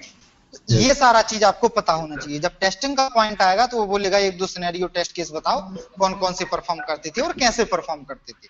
तब आपको जाके ये बताना है कि मेरा जैसे अनाउंसमेंट का है तो हमारा फॉरवर्डिंग अनाउंसमेंट आ रहा है कि नहीं, तो हमारा conference forwarding announcement, switch off announcement, busy announcement, ये सारा आ रहा है कि नहीं, राइट। अगर आप एमआरएफ की टेस्टिंग करोगे तो आपको केवल और केवल इस पे फोकस करना है।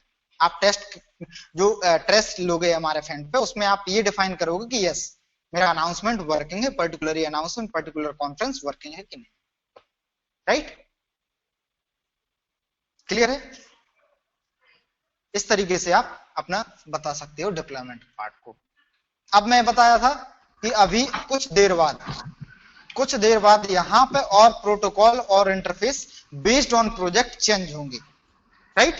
बेस्ड ऑन प्रोजेक्ट, जैसे आप एमआरएफ में काम करोगे, ठीक है, तो एमआरएफ में काम करोगे तो कौन कौन से प्रोटोकॉल आएंगे, कौन एमआरएफ का किसी को आइडिया है कौन से प्रोटोकॉल पे काम करता है? अगर आर्किटेक्चर को तुम लोगों ने घर पे रिवीजन किया होगा तो डेफिनेटली पता होगा। Unmuted. एमआर इंटरफेस होगा, राइट। तो ये आपका लिखा है, हाँ कौन सा इंटरफेस? हाँ एमपीएमबी, हाँ वो भी हो सकता है, बट वो एमआरएफपी एमआरएफसी में है। हाँ ठीक है। और आपका प्रोटोकॉल कौन सा रहेगा? एमआरएफ से प्रोटोकॉल पे काम करता है तो सिर्फ प्रोटोकॉल है, डेफिनेटली है, ठीक है। मेरे कहने का मतलब ऐसा ना हो कि आपने एमआरएफ का प्रोजेक्ट लगाया और Muted. इंटरफेस लगा ही नहीं रहे, तो सामने वाले को ये लगेगा कि आप जिस प्रोडक्ट पे काम करते हो उस प्रोडक्ट का इंटरफेस और प्रोटोकॉल तो आपको पता होना चाहिए, वो तो यहाँ ऐड होना चाहिए, राइट। Got it. जैसे आप सीएससीएफ का प्रोजेक्ट लगाए तो सीएससीएफ कौन कौन से प्रोटोकॉल पे काम करता है? सिप पे काम करता है, डायमीटर पे काम करता है, एचडीपी पे काम करता है। और इंटरफेस कौन कौन सा होता है? सीएक्सडीएक्स होता है, राइट। सीएक्सडीएक्स इंटरफेस होता है। और कौन सा इंटरफेस होता है? वहां बस ये दो ही इंटरफेस मैक्सिमम होते हैं। और आपका स्टेप पे काम का होता है और डायमीटर पे काम होता है। क्लियर है? तो ऐसे प्रोटोकॉल के बेस पे इंटरफेस और प्रोटोकॉल प्रोजेक्ट के बेस पे ये भी आपको डेफिनेटली यहाँ पे मेंशन करना है। तो ये आपका कैफी का रिज्यूम है। कैफी इसमें किसी आपको दिक्कत रिज्यूम डिफाइन करने में? नो सर, दिक्कत नहीं अभी दिक्कत हो तो बताओ। नो सर, नो, कोई दिक्कत नहीं सर, डिफाइन हो जाएगा सर। कर दोगे define? Yes sir. Okay, Bhaskar line पे हो? Unmuted. कैफी को रिज्यूम ओपन है कैफी का। कैफी को कुछ डिटेल पूछो, मींस एक इंटरव्यू, डेमो इंटरव्यू लो। कैफी को पूरा पता है कि नहीं आप बताते जाना, मैं रिज्यूम को स्क्रॉल करते जाऊंगा नीचे अगर जरूरत पड़े तो, ठीक है। स्क्रॉल मैं नीचे करते जाऊंगा। स्टार्ट हो जाओ।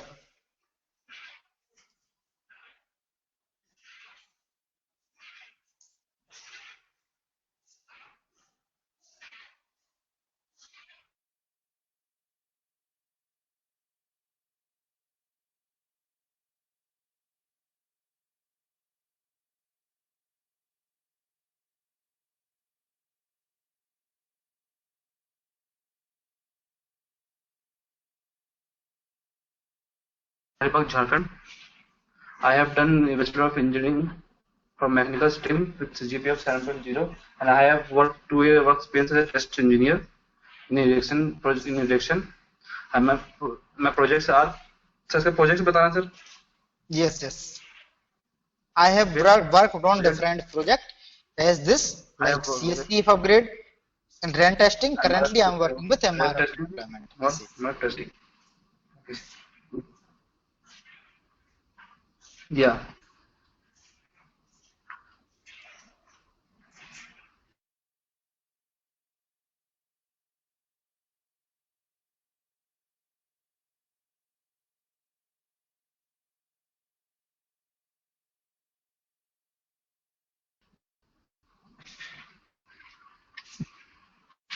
Create an environment of cloud that we have to require some data. My process are this. Okay, we have required some document like HLD, LLD, IP seeds, cloud credential, and required software packaging deployment mock file. Okay. After getting all this information, we are getting proceed for cloud environment.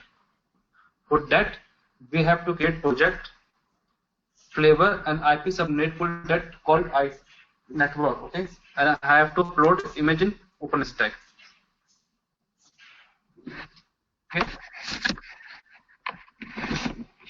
There are two processes of uploading image in OpenStack. Okay, first is GUI upload. Second is CLI upload. Mainly I choose CLI upload because in GUI upload the rate of success is very low. Okay, the failure rate is very high.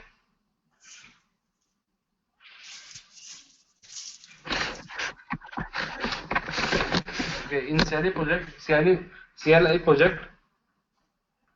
so we have to upload in CLI project. We have to upload image in undercloud. Okay. First, we have to in CLI project. First, we have to transfer the image in undercloud. Okay. Then we have to log in the undercloud. Then we have to go undercloud to overcloud. Okay. Then we have to run. Then we have command to move. Okay. Image. फंस जा रहा हूँ sir. कोई नहीं जितना आ रहा बताओ. कोई नहीं. यही तो अभी करोगे तभी तो हम क्लियर करेंगे ना. अभी गलती नहीं करोगे तो पता कैसे चलेगा. बोलते जाओ. We have to, okay sir. We have to log in undercloud. Then we have to move from undercloud to overcloud. So there is a command for moving from undercloud to overcloud. Okay. Then after moving overcloud, then we have command to move. Okay. Transfer the image from OpenStack GUI. Then we have to move the image from overcloud to OpenStack GUI. Okay. Then there's a command to. Okay. That's all.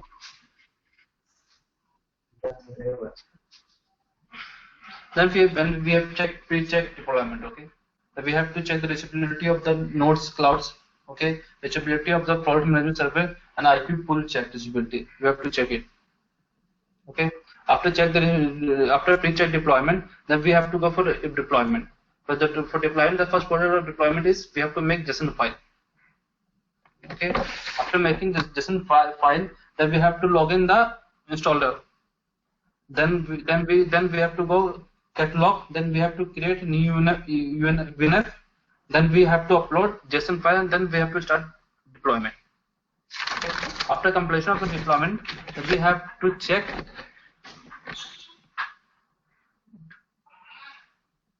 We have to check. Okay. After deployment, if we check, we have to go OpenStack and check deployment status. Once completed, then we have to check ping status. Okay. Then we have to check all the gateway, and we have to check health check of the deployment totally. After that completion, we have to configure the deployment VM. Okay.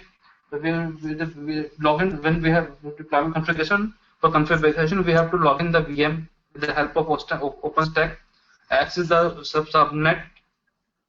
Okay. We have to route the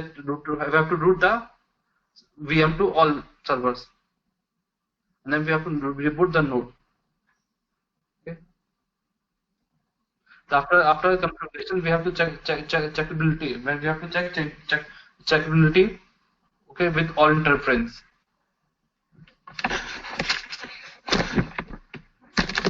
Okay.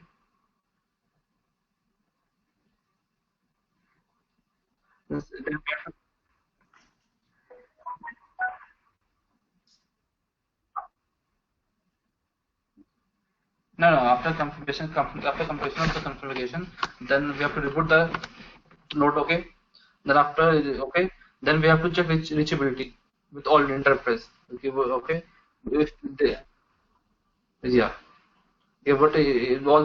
the interface are working or not working. Some the issues. Okay. So we have to check. We have to ping check. Okay. then we have to prepare security document. Okay. Then again we have to start with, then after the security document, then we have to check functional testing. Okay.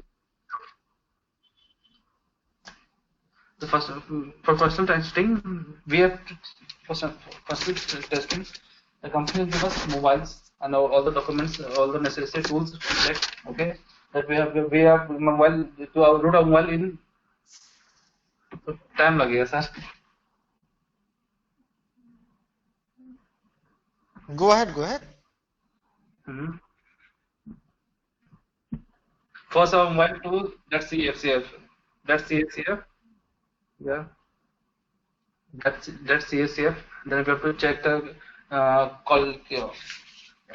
calls.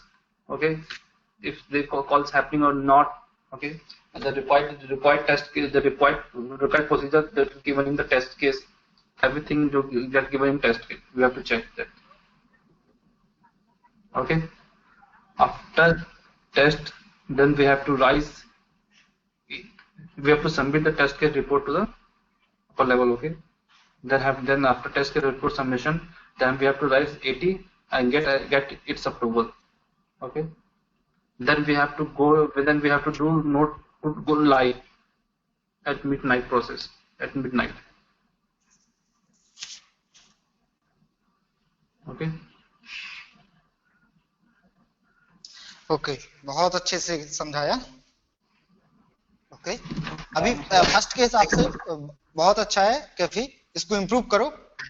ठीक है, कुछ चीजें notice करी हैं मैं बता देता हूँ। एक कैफी के लिए नहीं है, मोस्टली सबके साथ ये प्रॉब्लम होगी। फर्स्ट सेकंड टाइम एक कैफी के साथ नहीं, मोस्टली सबके साथ प्रॉब्लम होगी। राइट, वो मैं कुछ नोट डाउन किया हूँ। आपको हमेशा नॉर्मल वॉइस में बात करनी है। राइट, नॉर्मल वॉइस में मीन्स जैसे किसी से आमने सामने बात कर रहा है। जल्दी जल्दी भी नहीं बोलना या फिर स्लो भी नहीं बोलना, जो आपका नॉर्मल सिनेरियो है बात करने का, उसी में आपको बात करना है। राइट, ऐसा नहीं है कि इंटरव्यूअर कॉल किया है तो बहुत अच्छे से बात करना है, बहुत संभल के बात करना है, ऐसा कुछ भी नहीं है। इंटरव्यूअर भी आपकी तरह एक बंदा है, दैट्स इट। ठीक है, और सेकंड चीज, कभी भी कॉन्फिडेंस को लूज नहीं करना है, क्योंकि आप एक खुद अभी काम कर रहे हो, अभी खुद टेस्ट इंजीनियर हो। अगर आपका हो जाता है तो आप स्विच करोगे, ऐसा सोच के बात करो। ये मत सोचो कि नहीं मुझे निकाल लेंगे, मेरा यूपीएससी एग्जाम है। इस तरीके से माइंड पे प्रेशर कभी मत लाना कि नहीं मेरा यूपीएससी एग्जाम है, निकाल लेंगे। इसमें नहीं तो दूसरा कंपनी में इंटरव्यू देना है। राइट, तो हमेशा माइंड को फ्री करके इंटरव्यू देना है। माइंड को फ्री करोगे तो उसको जो एट अ टाइम सोचने की कैपेसिटी होती है वो बढ़ जाएगी। तो तुम्हारा ये बार बार जो भूल रहे थे, कुछ चीजें बीच बीच में मिस कर रहे थे। राइट, बोलना था लेकिन वो मिस हो रही थी, 2 सेकंड बाद दिमाग में आ रही थी। ये क्यों होता है कि जब आप प्रेशर देते हो माइंड पे तो मिस हो जाता है चीजें। तो प्रेस नॉर्मल माइंड में इंटरव्यू दोगे तो डेफिनेटली ये नहीं होगा। ठीक है, तो हमेशा नॉर्मल माइंड में इंटरव्यू देना है, प्रेशर में कभी इंटरव्यू नहीं देना। और थर्ड पॉइंट, कभी किसी को 100% नहीं आता। मैं भी इंटरव्यू देता हूं तो 80% जो मेरा क्राइटेरिया है उसका मैं 80, 85, 90% में बताता हूँ। 10% में भी नहीं बता पाता। 15 साल 20 साल वाला इंटरव्यू दे वो भी 100% नहीं बता पाएगा, क्योंकि हर एक बंदा, कोई भी बंदा 100% नेटवर्क पे काम नहीं करता, नेटवर्क के कुछ एलिमेंट पे काम करता है। राइट, जैसे कोई मेरे से बिलिंग का पूछे तो मैं बिलिंग पे 2 साल पहले काम किया था तो मैं बिलिंग बता दूंगा। लेकिन कोई 10 साल का बंदा एक्सपीरियंस है मेरे साथ काम करने वाला, वो बिलिंग पे कभी काम नहीं किया होगा तो वो बिलिंग का नहीं बता पाएगा। राइट, तो इस चीज का कभी वो नहीं है कि मुझे ये चीज आ नहीं रहा है, इस चीज का वो कभी नहीं है। बट हाँ, बेसिक आना चाहिए। फॉर एग्जाम्पल आप टेस्ट बताने जा रहे हो तो टेस्ट क्या होता है ये आना चाहिए, टेस्ट का इंटरफेस कहाँ कहाँ होता है ये आना चाहिए। Right, clear? और इतना ही ध्यान रखना है इंटरव्यू में। ठीक है, और थर्ड चीज, कुछ पॉइंट ऐसे होते हैं, कुछ सिनेरियो ऐसे होते हैं, डिफरेंट कंपनी में दूसरा है, अपना कंपनी में दूसरा है।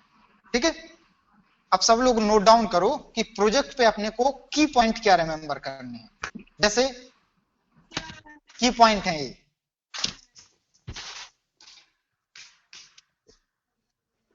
क्या प्रोजेक्ट बताया जैसे कैफी ने, CSCF अपग्रेड। राइट, ये नोट डाउन करने वाली चीज है।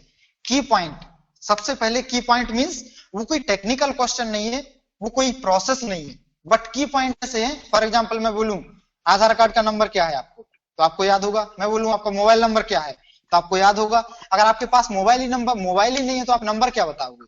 झूठ बोलोगे तो झूठ बोलने में थोड़ा सा टाइम आ जाएगा, बीच में गैप आ जाएगा, तो मैं समझ जाऊंगा कि आपके पास मोबाइल ही नहीं है। बट आपके पास अगर आप मोबाइल फोन यूज करते हो, तो मैं बोलूं आपका मोबाइल नंबर क्या है, तो आप तुरंत बता दोगे 900613 राइट। तो ये कुछ की पॉइंट रहते हैं जो आपको तुरंत बताने होते हैं। ये कुछ टेक्निकल प्रोसेस नहीं है, बट हाँ ये आपको बताना चाहिए, जिससे कॉन्फिडेंस बढ़ता है, सामने वाला पकड़ नहीं पाता है आपके प्रोजेक्ट को। ठीक है, जैसे आपका क्या है पर्पस, किस पर्पस से आपका प्रोजेक्ट लग रहा है। आप CSCF अपग्रेड कर रहे हो तो किस पर्पस से कर रहे हो? या तो आप VM सॉफ्टवेयर वर्जन को चेंज कर रहे हो, राइट। इधर आप क्या कर रहे हो, प्लेटफॉर्म के सॉफ्टवेयर वर्जन को चेंज कर रहे हो, राइट। ये इन दो में से कोई एक रीजन हो सकता है, राइट। क्लियर। अगर आप प्लेटफॉर्म के सॉफ्टवेयर वर्जन को चेंज कर रहे हो तो उसमें क्रॉस क्वेश्चन आपसे नहीं होगा, क्योंकि आप प्लेटफॉर्म एंड से नहीं हो, आप VM एंड से हो, राइट। आप CSCF अपग्रेड कर रहे हो, मींस आप कौन सी टीम से हो? आप वर्चुअल मशीन VNF की टीम से हो, VNF टीम से, प्लेटफॉर्म टीम से नहीं हो। तो प्लेटफॉर्म का सॉफ्टवेयर चेंज क्यों हो रहा है वो क्वेश्चन आपसे नहीं होगा। अगर होगा भी तो भी आप बोल सकते हो I am from VNF team, right, I am from VNF team, so I don't know about this, why that they will change platform software of that particular platform. But अगर आप VNF टीम से हो तो आपको ये पता होना चाहिए कि आपका सॉफ्टवेयर वर्जन क्यों चेंज हो रहा है, क्या रीजन था आपका सॉफ्टवेयर वर्जन, क्या रीजन था। फॉर एग्जांपल पहले जो सॉफ्टवेयर वर्जन था वो एट अ टाइम 8000 कॉल को सपोर्ट करता था, 8000 पर सेकंड कॉल को सपोर्ट करता था, राइट। लेकिन जो नेक्स्ट सॉफ्टवेयर वर्जन आ रहा वो एट अ टाइम 16000 कॉल को सपोर्ट करेगा। मींस आपका क्या है, सॉफ्टवेयर वर्जन क्यों चेंज कर रहे हैं? आपका लोड बढ़ाने के लिए, लोड को इंक्रीज करने के लिए आपका सॉफ्टवेयर चेंज कर रहे हैं, राइट। क्लियर है। तो ये आपको कुछ ऐसे पॉइंट याद रखने हैं। डेफिनेटली ये टेक्निकली है, बट आप कुछ भी बोल दो कि हमारे यहाँ प्लेटफॉर्म चेंज हो रहा है, भले आपका यहाँ पे CSCF अपग्रेड आपने सॉफ्टवेयर वर्जन के लिए किया हो, बट बोल दो प्लेटफॉर्म चेंज हो रहा है, दैट्स इट, आपका क्वेश्चन वहां खत्म हो जाता कि आप प्लेटफॉर्म टीम से हो नहीं, तो आपका प्लेटफॉर्म चेंज हो रहा है। प्लेटफॉर्म चेंज होने के बाद डेफिनेटली आपको CSCF का अपग्रेड करना है। अगर आप VM का सॉफ्टवेयर चेंज हो रहा है बोलोगे सॉफ्टवेयर क्यों चेंज हो रहा है, तो आप बता सकते हो कि उसमें मेरा सॉफ्टवेयर इसलिए चेंज हो रहा है क्योंकि लोड बढ़ाया जा रहा है। पहले हमारा कितना था, 8 कॉल्स पर सेकंड लेता था लोड, अब हमारा 16 कॉल पर सेकंड लेगा लोड, राइट। इस हिसाब से आप डिफाइन कर सकते हो।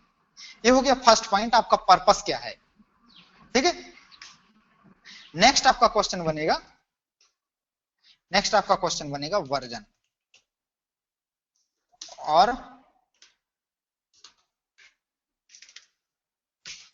Product name. इस क्वेश्चन में 101% बंदे फंस जाते हैं, वर्जन और प्रोडक्ट नेम। अगर आप क्लाउड पे काम कर रहे हो तो क्लाउड का वर्जन क्या है, जिस प्रोडक्ट पे काम कर रहे हैं उस प्रोडक्ट का वर्जन और नेम क्या है, राइट। जैसे आप क्लाउड पे काम कर रहे हो तो आप क्लाउड का ओपन स्टैक का वर्जन क्या है, तो आप डायरेक्ट बोल दोगे ओपन स्टैक 18.0, सिंपल बोल दो, राइट। और आप CSCF पे काम कर रहे हो तो मेरा CSCF क्या है, CSCF का नाम है मेरा CFX 500 एंड वर्जन क्या है V13.8, 7 और 8 और कुछ भी, ऐसा कुछ भी बोल दो, ये कोई मैटर नहीं करता है कि आप 14 बोलो, 13 बोलो, 19 बोलो, कुछ भी मैटर नहीं करता, क्योंकि सामने वाले को आपकी कंपनी का नहीं पता कि आप कौन से सॉफ्टवेयर वर्जन पर काम करते हो। बट इस तरीके का कुछ नंबर होता है, राइट। अगर मैं किसी से बोलूं आपका मोबाइल नंबर बताओ, तो आप मोबाइल नंबर मुझे गलत भी बताओगे, Muted. 10 डिजिट होना चाहिए, मैं समझूंगा ये करेक्ट नंबर है, राइट। आपको इस तरीके के क्वेश्चन, आपका पर्पस क्या है प्रोजेक्ट का, प्रोजेक्ट का पर्पस आपको समझ आ गया, आपको प्रोडक्ट वर्जन क्या है, प्रोडक्ट नेम और प्रोडक्ट वर्जन क्या है, क्लियर। थर्ड चीज आपका क्या आता है, आपका कौन सा क्लाइंट का तो मैं बता दिया था, लेकिन वो क्लाइंट वाला जो क्वेश्चन होता है वो यहां फायर होता है कि आपका क्लाइंट कौन सा है और प्रोजेक्ट कौन सा है, क्लाइंट और प्रोजेक्ट। आपका क्लाइंट कौन सा है, उसमें कौन से प्रोजेक्ट पे आप काम कर रहे हो, ये भी क्वेश्चन होता है आपका, ठीक है। क्लियर हो गया। ये आपका 3 की पॉइंट है प्रोजेक्ट से रिलेटेड।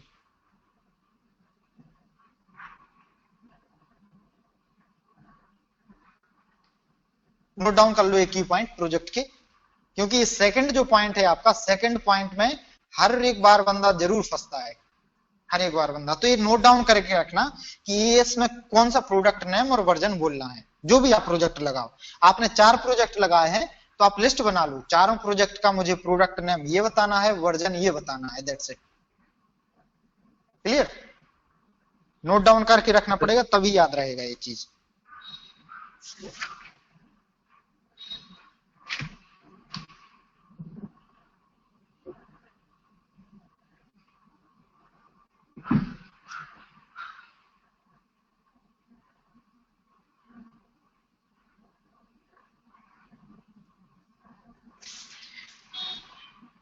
क्लियर है? इसमें अभी किसी को डाउट है?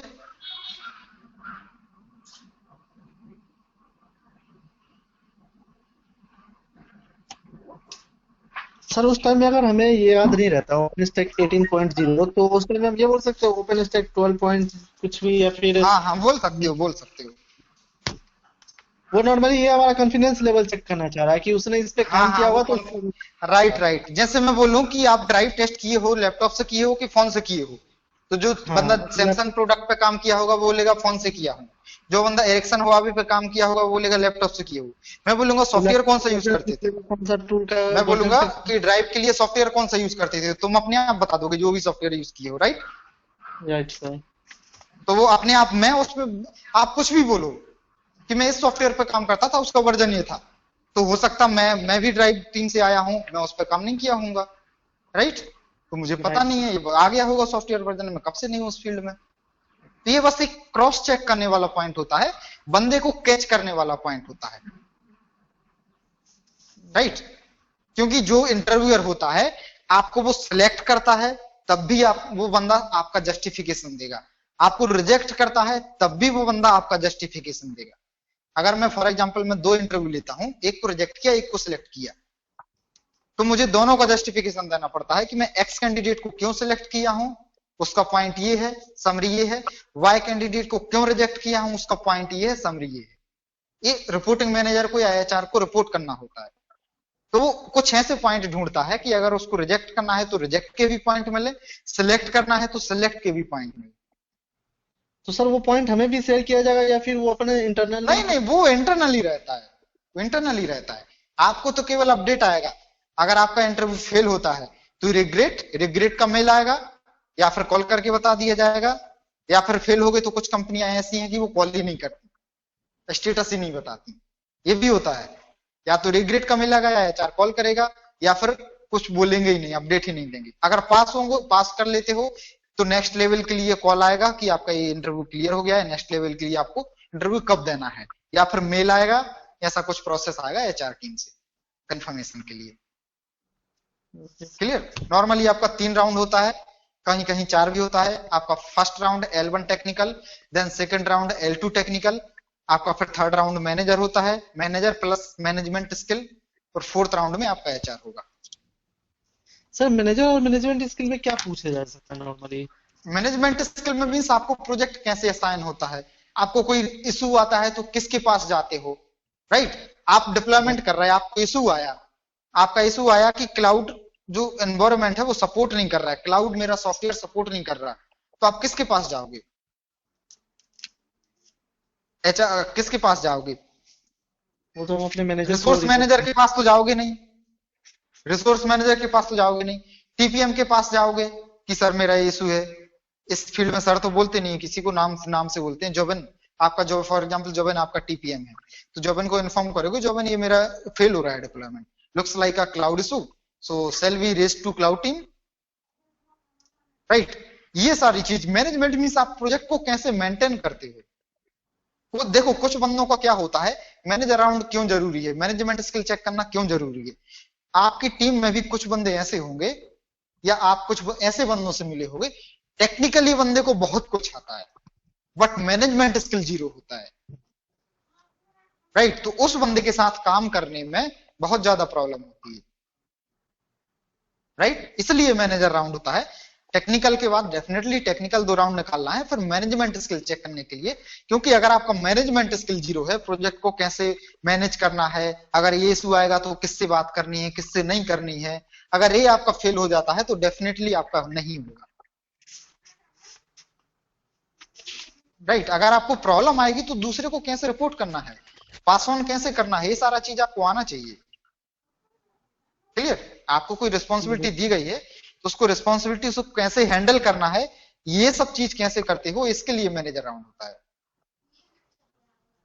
और एचआर राउंड का तो उतना कोई इफेक्ट होता नहीं है। मैनेजर राउंड कंपलसरी होता ही है या फिर होता ही है? मैनेजर राउंड होता ही है, होता ही है। आपका हो सकता है टेक्निकल राउंड 2 की जगह 1 राउंड हो टेक्निकल, तो उसके बाद मैनेजर होगा, लेकिन मैनेजर राउंड कंपलसरी है, होता ही है। एक टेक्निकल, एक मैनेजर, देन एचआर हो जाएगा। डिस्क्वालीफाइड हो सकता है बंदा? मैनेजर राउंड से बहुत कम लोग डिस्क्वालीफाई होते हैं। क्यों कम लोग? मैक्सिमम लोग जो आपका डिस्क्वालीफाई होता है वो टेक्निकल से ही होता है। आप टेक्निकल पास कर लिए तो मैनेजर राउंड से, अगर आप मैनेजर राउंड में थोड़ा सा आपका कम्युनिकेशन पर फोकस होता है, राइट। कम्युनिकेशन पे फोकस होता है। मैनेजर राउंड का मतलब क्या है कि आप दूसरे टीममेट्स के साथ या फिर अपने किसी चीज को दूसरे को दिखाने के लिए या फिर किसी से कम्युनिकेशन करने के लिए आपका क्या बिहेवियर है, क्या प्रोसेस है, क्या स्किल्स है, कम्युनिकेशन स्किल्स क्या है आपका, ये सारा चीज चेक होता है।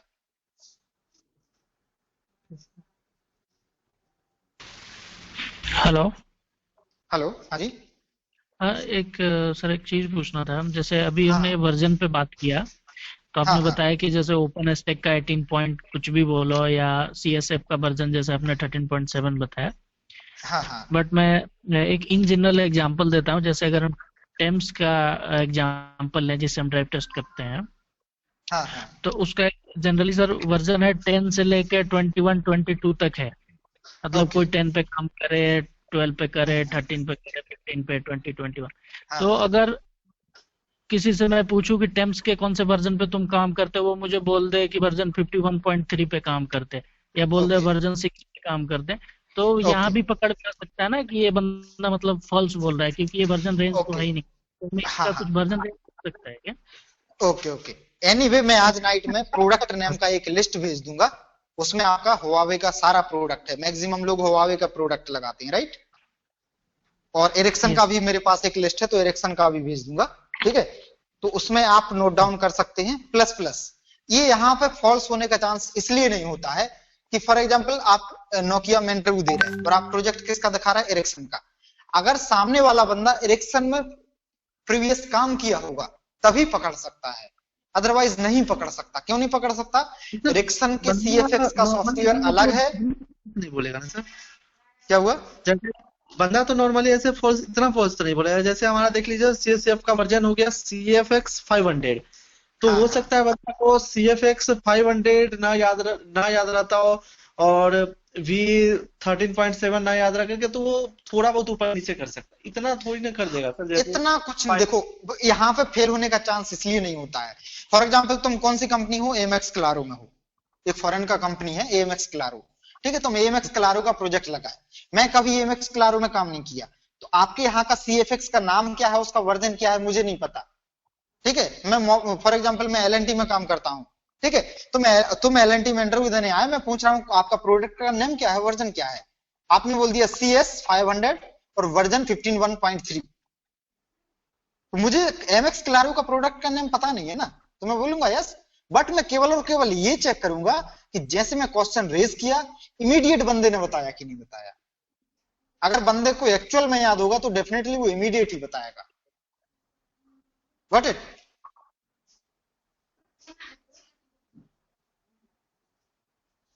क्लियर है ये पॉइंट? ओके। चलिए सर। और आज मैं हुआवे का प्रोडक्ट लिस्ट और एरिक्सन का प्रोडक्ट लिस्ट भेज दूंगा, तो उसमें से आप फाइंड आउट कर सकते हो। डेफिनेटली वो थोड़ा बड़ा फाइल है, बट उसमें आपको अपने प्रोजेक्ट का प्रोडक्ट नेम फाइंड आउट करना पड़ेगा, ठीक है। इस तरीके से आपके प्रोजेक्ट बनते हैं, ठीक है। SVC डिप्लॉयमेंट, टास्क डिप्लॉयमेंट, कितना भी प्रोजेक्ट लगा सकते हो। और आपका इस तरीके से प्रोजेक्ट लगाना है। फॉर एग्जांपल किसी बंदे का एक्सपीरियंस 5 साल का है, ठीक है, तो 1 एंड मैक्सिमम 1.5, इससे ज्यादा आप रैन का पार्ट मत दिखाना।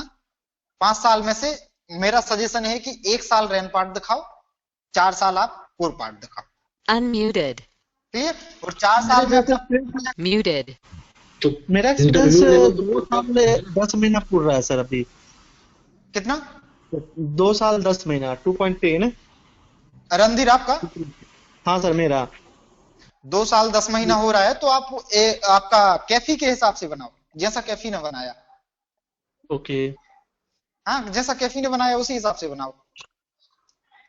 बस इसमें थोड़ा सा टाइम, अगर आपका 2 साल का है, मैं इसलिए बोल रहा हूँ, 2 साल में से 1 साल रैन दिखा दोगे तो कोर का तो एक का ही बचा ना, सामने वाला जो कंपनी होगा वो 1 साल कंसीडर करेगा।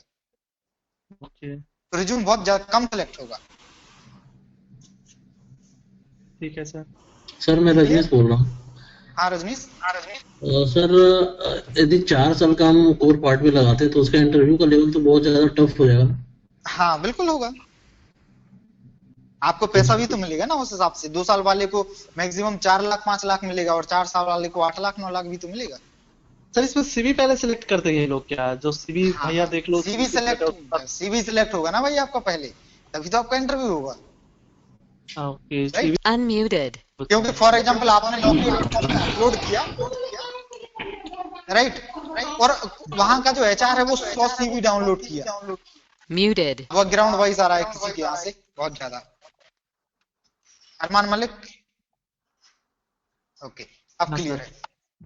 तो फॉर एग्जांपल मैं 100 सीवी डाउनलोड किया, ठीक है, अब उसमें से मुझे फिल्टर आउट करना है, एसबीसी एक्सबीसी का रिक्वायरमेंट है, तो ऐसे बंदे मुझे फाइंड आउट करना है कि जो एसबीसी पे काम किए हुए हैं।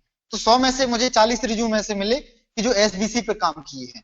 बस मुझे 40 रिज्यूम में ओपन कर करके सिलेक्ट करना है, कौन सा रिज्यूम अच्छा लग रहा है कि बंदा अच्छे से काम किया एसबीसी पे, उसको मैं सिलेक्ट करूंगा। तो 40 में से नजर मार के मैं 15 रिज्यूम सिलेक्ट किया, तो मैं केवल 15 लोगों को कॉल करूंगा। इस तरीके से रिज्यूम सिलेक्ट होता है। 15 लोगों को कॉल करूंगा, फिर मेरा सारा प्रोसेस होगा, इस तरीके से फिर इंटरव्यू अरेंज होगा।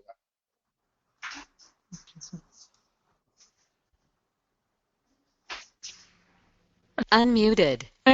ऐसा भी सिनेरियो है क्या कि जैसे किसी ने अगर इंटरव्यू दिया, अगर वो Muted. क्लियर नहीं हुआ तो अगले 6 महीने या साल भर तक उस कंपनी में वो नेक्स्ट इंटरव्यू नहीं दे सकता? राइट, यस, होता है ऐसा। फिक्स 6 महीना नहीं है, जैसे माइंड्री कंपनी है वहां का 6 मंथ का रूल है, एलएनटी है वहां का 4 मंथ का रूल है, इस तरीके इन्फोसिस है वहां का 6 महीने का रूल है। इस तरीके का होता है कि अगर आप अभी इंटरव्यू दिए, अभी आपका नहीं निकला, तो अगले 6 महीने तक वो कंपनी आपका रिज्यूम सिलेक्ट नहीं करेगी, क्योंकि वो डेटाबेस क्रिएट करके रख लेती है। आप जो माइंड्री का फॉरवर्ड किए हैं तो अभी तो हम लोग हाईली प्रिपेयर्ड उतना है नहीं, तो अभी तो देना सही नहीं होगा ना? हाँ, इसलिए मैं बस इसलिए देता हूँ ग्रुप में कि पता चलना चाहिए कि इस मैं जब भी आप लोग naukri.com पे भी क्रिएट कर लोगे, सबसे ज्यादा फोकस आपको करना है जेडी पे, जॉब डिस्क्रिप्शन पे, कि जो रिक्वायरमेंट है उस पे क्या चाहिए, वो मेरा नॉलेज से, मेरे रिज्यूम से मैच कर रहा है कि नहीं कर रहा है। अगर मैच कर रहा है तब जाके आप इंटरव्यू दो, ऐसा नहीं कि आंख बंद करके इंटरव्यू दे दिया, नहीं।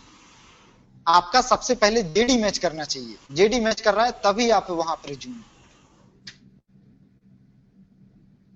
क्लियर? अगर आप एचआर आपको कॉल करता है तो पहले एचआर से डिस्कशन करो कि आपको कौन से प्रोडक्ट के लिए चाहिए।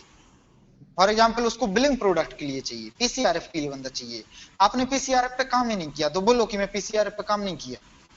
आपको अगर मैं काम करता हूं सीएसईएफ पे, टास्क पे, एमआरएफ पे, एसबीसी पे, वोल्टी नेटवर्क पे काम करता हूं, अगर आपको इस नॉलेज के बेस पे आप बिलिंग के लिए ले सकते हो तो आप डेफिनेटली इंटरव्यू अरेंज करो, बट नोट डाउन मैं बिलिंग प्रोडक्ट पे काम नहीं किया, ना मैं पीसीआरएफ पे काम किया हूं, ना ओसीएस पे किया हूं, ना ओएफसीएस पे किया हूं।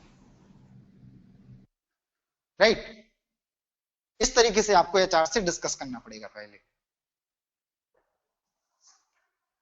Unmuted. हाँ, ये सबसे पहले आपका डिस्कशन एचआर से ही होगा। अगर आपको नहीं लगता है कि ये मेरा प्रोफाइल मैच नहीं कर रहा है तो आप एचआर को मना कर दो, नहीं मैं रेडी नहीं हूं क्योंकि मेरा प्रोफाइल मैच ही नहीं कर रहा, क्यों मेरा टाइम वेस्ट करूं। राइट? आपको कोई कंपनी है, कोई आपका प्रोफाइल मैच नहीं कर रहा, आपको लग रहा है कि एक क्वेश्चन करेगा तो डेफिनेटली मैं फेल होऊंगा, क्योंकि Muted. तो आप मना भी कर सकते हो, ऐसा नहीं कि आपको देना ही है इंटरव्यू, आपकी मर्जी नहीं है तो आप बिल्कुल मत दो इंटरव्यू। आपको लग रहा है कि मेरा प्रोडक्ट मैच नहीं कर रहा है तो आप डेफिनेटली मना कर दो कि नहीं मैं नहीं दूंगा क्योंकि मेरा प्रोफाइल मैच नहीं कर रहा है। क्योंकि कई सारे एचआर ऐसे होते हैं उनको कुछ पता नहीं होता है डेफिनेटली, क्योंकि वो एचआर टीम से है ना, टेक्निकल टीम से थोड़ी ना है। तो उनको बोलो कि यस आप जो आपका रिक्वायरमेंट है मेरे प्रोफाइल से मैच नहीं कर रहा है, तो मैं इंटरव्यू देने के लिए रेडी नहीं हूँ। आप बोल सकते हो, उसमें कोई गलत बात नहीं है। क्लियर?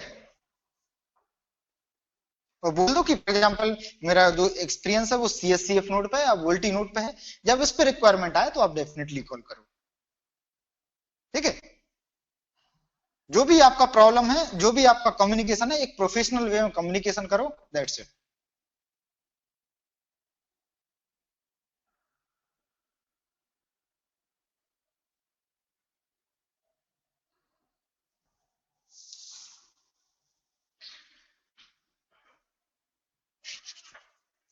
फॉर एग्जाम्पल मैं बताता हूं, कोई एक बंदा आर्किटेक्चर बताओ, मैं प्रोजेक्ट लगाना बता दूं, कैसे प्रोजेक्ट क्रिएट किए जाते हैं। IMS का आर्किटेक्चर हो गया ना आपकी क्लास में? यस सर, आर्किटेक्चर हो गया। हाँ, आर्किटेक्चर बताओ, मैं बता देता हूँ कैसे प्रोजेक्ट क्रिएट करते हैं, कैसे अपन प्रोजेक्ट को डिफाइन करते हैं। Unmuted. आर्किटेक्चर तो में तो सिर्फ iOS में 13 नोड है, 13 नोड है। हाँ बताओ बताओ, एक्सप्लेन करो। और उसमें सबसे पहले कोई कॉल करते हैं तो यूवी से डायरेक्ट PC या CF हिट करेगा। हाँ ठीक, उसके बाद PC CF से ICF by MW interface connect होगा। और ICSF generally Muted. Connection provide करता है ना यूनिट को SCF के लिए। ओके ठीक है, फिर वहां दो लोकेशन सर्वर का यूज होता है, HSS और SLF। ओके और फिर सपोज सामने वाला जिसपे हम कॉल कर रहे हैं, कॉल ओरिजिनेटर नॉन वोल्टी है, मींस CS कॉल सपोर्ट करता है, तो वहां से ब्रेकआउट गेटवे के through IMS to CS call में कन्वर्ट हो जाएगा वो कॉल। ओके ओके, तो देखो आपका यहाँ पे कौन कौन सा प्रोडक्ट लगा सकते हो। सबसे पहले तो SBC प्रोडक्ट लगा सकते हो कि मैं SBC का डिप्लॉयमेंट करता हूँ, SBC का अपग्रेड करता हूँ। यहाँ पे PSCSCF आपका क्या है, SBC है, तो यहाँ पे PCSCF से आपके दो प्रोजेक्ट बनते हैं, मींस SBC के आपके दो प्रोजेक्ट बनते हैं। आपका एक डिप्लॉयमेंट का प्रोजेक्ट बनता है, एक सॉफ्टवेयर अपग्रेड का प्रोजेक्ट बनता है डिप्लॉयमेंट में ही, राइट। दो प्रोजेक्ट आपके यहाँ बन गए। अब इसके बाद आते हैं ICSCF पे, तो आपका जो ICSCF है और SCSCF है, एक कंबाइन एक मॉड्यूल बनता है CSCF, कंबाइन एक मॉड्यूल बनता है CSCF। तो इस पे आपके दो प्रोजेक्ट बनते हैं, आपका CSCF का डिप्लॉयमेंट, CSCF का अपग्रेड। तो आपके कितने प्रोजेक्ट होगा, टोटल 4। अब नेक्स्ट नोड है आपका HSS, तो आप HSS को डिप्लॉयमेंट अपग्रेड लगा सकते हो, प्लस एक और प्रोजेक्ट बनता है HSS में, आपका HSS LT पार्टनर भी यूज होता है। तो अगर जो मेरा सजेशन है, जो बंदा 5+ एक्सपीरियंस का है, इस टीम में कोई 5+ एक्सपीरियंस है? हाँ सर। Unmuted. एक्सपीरियंस है, वो HSS का प्रोडक्ट लगाएगा, Muted. HSS का प्रोडक्ट लगाएगा कि मैं HSS डिप्लॉयमेंट करता हूं या फिर अपग्रेड करता हूं, और साथ ही साथ कम्युनिकेशन किसके साथ बताएगा, साथ ही साथ कम्युनिकेशन Unmuted. कि मैं CSCF LT के साथ है, राइट, तो मैं जो HSS का डिप्लॉयमेंट करता हूं, वो वोल्टी प्लस LT दोनों के साथ करता हूं, तो उसका Muted. LT में भी आ जाएगा और वोल्टी में भी आ जाएगा। तो LT में भी रिक्वायरमेंट होगी HSS के लिए, तब भी रिज्यूम सिलेक्ट होगा, वोल्टी में होगी तब भी सिलेक्ट होगा, राइट। नेक्स्ट नोड आता है आपका टेस्ट का, तो टेस्ट का डिप्लॉयमेंट अपग्रेड बता सकते हो, MRF आता है, MRF डिप्लॉयमेंट अपग्रेड बता सकते हो। इतने 8 से 10 प्रोजेक्ट बनते हैं, राइट, आपके 8 से 10 प्रोजेक्ट बनते हैं।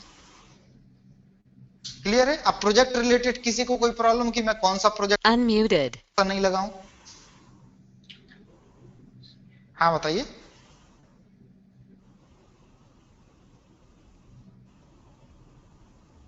हाँ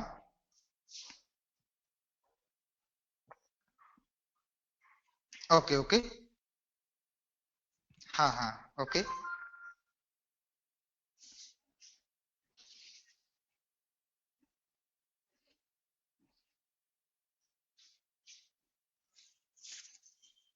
हाँ, पहले रिज्यूम बनाओ। आज मैं रिज्यूम का क्लास क्यों लिया, नॉर्मली मैं रिज्यूम का क्लास लेता नहीं हूँ, एक रिज्यूम फॉरवर्ड कर देता हूँ। तो मैं लास्ट क्लास में क्या ऑब्जर्व किया हूँ, मैं आप लोगों के बैच के पहले एक बैच था, उससे पहले एक और बैच था मई मंथ में, ठीक है। तो मैंने क्या किया कि आप लोग 4+ ईयर 5+ ईयर एक्सपीरियंस हो तो रिज्यूम बना लोगे, तो मैं क्या किया फॉर्मेट शेयर कर दिया सबको, रिज्यूम बना लो। तो बंदों ने क्या किया कि फॉर्मेट रखे रहे, इवन मुझे भी नहीं बताया कुछ बंदों ने, सारे बंदे नहीं 8 बंदे थे, तो कुछ 1-2 बंदे ऐसे थे उन्होंने मुझे भी नहीं बताया कि कैसे बनाना है। और जब क्लास लास्ट डे था क्लास का, उस दिन बोल रहे कि मेरा रिज्यूम बनाना बता दो। उस टाइम तक 3 बंदे प्लेस हो चुके थे, तब उस टाइम भी उनका रिज्यूम नहीं बना। इसलिए हम लोगों ने डिसाइड किया कि रिज्यूम बनाना पहले बताओ, रिज्यूम बना लोगे तब आप इंटरव्यू देना स्टार्ट कर दोगे एनी हाउ। तो अभी आज मैं फॉर्मेट शेयर कर दूंगा, कैफी का जो रिज्यूम बनाया है सबको शेयर कर दूंगा, तो सभी लोग अपने अपने प्रोजेक्ट का रिज्यूम बनाओ और मुझे शेयर करो ये करेक्ट है कि नहीं है। अगर उसमें कुछ इन्फॉर्मेशन मुझे लग रहा है कि ऐड करना है कुछ करना, तो मैं कॉल करूंगा, स्क्रीन पर लेके करेक्ट करवा दूंगा, राइट। और कैफी आज आप क्या करोगे, मुझे नित्यानंदन का डाउट था कि उस पर रिज्यूम बनाते नहीं बनेगा, वही आया नहीं कॉल में, तो आप नित्यानंदन को कॉल करोगे और उसका रिज्यूम बनवा देना आज नाइट में, ठीक है। Okay sir, yes sir. हाँ, मैं सुब्रन से बात किया था तो बोले नित्यानंदन का रिज्यूम बनाना, बट नित्यानंदन ही कॉल पर नहीं था, फिर मैं तुम्हें सिलेक्ट किया, ठीक है। तो एक बार नित्यानंदन को बता देना कि कैसे बनाना है और इवन बना भी देना, उसको बनवा भी देना, ठीक है। Okay sir, yes sir. हाँ, तो सभी लोग मैं ये रिज्यूम फॉरवर्ड कर देता हूँ, ठीक है। और कुछ कंटेंट भी फॉरवर्ड कर देता हूँ प्रोजेक्ट के, अगर प्रोजेक्ट कंटेंट में प्रॉब्लम हो तो, ठीक है। हाँ हाँ हाँ हाँ, ओके ओके। सर कुछ हाँ हाँ कुछ एक्चुअली फ्यू आप फॉर्मेट ही भेज दीजिए सर। हाँ, फॉर्मेट ही भेज रहा हूँ, कैफी का रिज्यूम भेज दूंगा और एक फॉर्मेट है जिसमें 8-9 प्रोजेक्ट हैं, तो वो फॉर्मेट भेज दूंगा, तो अपने हिसाब से मैनेज करना। एक्सपीरियंस के अकॉर्डिंग अपने ऐड हाँ कर हाँ, सकते हैं। सबसे पहले जब रिज्यूम बनाते हो तो सबसे पहले इस तरीके का एक एक्सेल क्रिएट करो कि सबसे पहले यहाँ आपका मेंटेन करता है कि कौन सा प्रोजेक्ट कहाँ तक लगाना है, कितना ड्यूरेशन लगाना है, प्लस इस बंदे का कैफी का केवल वेदांग पेरोल था और प्रोजेक्ट कौन सा था, ओनली इरेक्शन था, तो यहाँ पे लगाया नहीं तो साथ में मैं यहाँ पे पेरोल, यहाँ पे कंपनी लगाता, आपका प्रोडक्ट कंपनी कौन सा है और पेरोल कंपनी कौन सा है, ठीक है। तो यहाँ पे मैं लगता प्रोडक्ट कंपनी, इरेक्शन का प्रोजेक्ट लगाना है, वेदांग पेरोल रहेगा। यहाँ पे इस तरीके का एक एक्सेल क्रिएट करो, उसके बाद रिज्यूम बनाना चालू करो, तो एक सब चीज क्लियर है। फर्स्ट कंपनी पैरो था, उसमें 6 मंथ मैंने काम किया था, बट उसका एक्सपीरियंस मिला ही नहीं मुझे, तो उसको ऑन क्या पेपर करना नहीं है तो शो मत करना, मेरा सजेशन ये है जो आपके पास ऑन पेपर है उसी को शो करना। तो गैप और का जब भी कुछ आपका जो गैप बनेगा उसमें आप बोल सकते हो कि मेरा ये गैप था बीच में आपका, फॉर एग्जांपल आप 2 साल काम किए, 6 महीने का गैप है, तो उसका कोई इशू नहीं रहता, कोई इशू नहीं है, बोल दो मेरा मेडिकल इशू था या मैं जॉब स्विच कर लिया था, राइट। सर प्राइवेट सेक्टर है, प्राइवेट सेक्टर में गैप का कोई इशू नहीं है। एक और बात जी, हाँ उसमें कोई इशू नहीं है, हाँ उसमें आप प्रोजेक्ट दिखाते जाओ, बट जब एचआर का कॉल आए तो उस टाइम आपको बताना है कि मैं प्रोजेक्ट सेम रहा है बट मेरा पेरोल कंपनी डिफरेंट है, एचआर को बताना है, ये चल सकता है। फॉर एग्जांपल हाँ कैफी का है, यहाँ पे पहले अभी वेदांग में काम कर रहा है, इससे पहले मेट्रो में था, ठीक है, इससे पहले 2 कंपनी उसका मेट्रो रहा, बट प्रोजेक्ट सेम है, ये भी हो सकता है, इसका कोई इशू नहीं है। सर मेरा एक इशू था, हाँ बताओ। जैसे मेरा अभी normal basic salary for example 2 lakh का पर एनम है, ठीक है। ओके। और एचआर जब मेरे पास कॉल करता है तो ये आईएमएस या फिर प्रोटोकॉल टेस्टिंग का बेसिक सैलरी 5.5 से स्टार्टअप होता है। नहीं कौन बोल रहा भाई, किसने बोल दिया 5.5 स्टार्ट होता है? नॉर्मली सर मेरे साथ वाले बंदे का हुआ तो उस तरह से हुआ है सर उसका। तुम्हारे साथ वाले बंदे का हुआ, कितने एक्सपीरियंस पे था वो? सर मेरे से जूनियर था वो, मतलब 2 साल का एक्सपीरियंस था उसका। तो वो जब ज्वाइन किया है वो फ्रेशर ज्वाइन किया था क्या? नहीं सर, वो तो एक्सपीरियंस पे यहाँ भी फ्रेश ज्वाइन होते हैं, कॉलेज से हायरिंग होती है, 2.5 लाख में बंदे आते हैं, 2-2 2.5 लाख में कॉलेज से सर उसका एक्सपीरियंस ज्यादा था, उस बंदे का एक्सपीरियंस ज्यादा था। रणधीर गलत बता रहा है सर। प्रशांत का देखो क्या होता है, फॉर एग्जांपल रणधीर में आपका एग्जांपल लेता हूँ, मुझे आपका एक्चुअल सैलरी मुझे पता नहीं है, फॉर एग्जांपल आपका 2.1 लाख सैलरी है, ठीक है। ओके। एग्जाम्पल बता रहा हूँ, मुझे एग्जैक्ट पता नहीं है, ठीक है। तो बोलो ठीक है सर। 2.1 लाख सैलरी है, मैं कॉलेज से हायर हुआ था तो मेरा सैलरी ये मिला मुझे, राइट। ओके।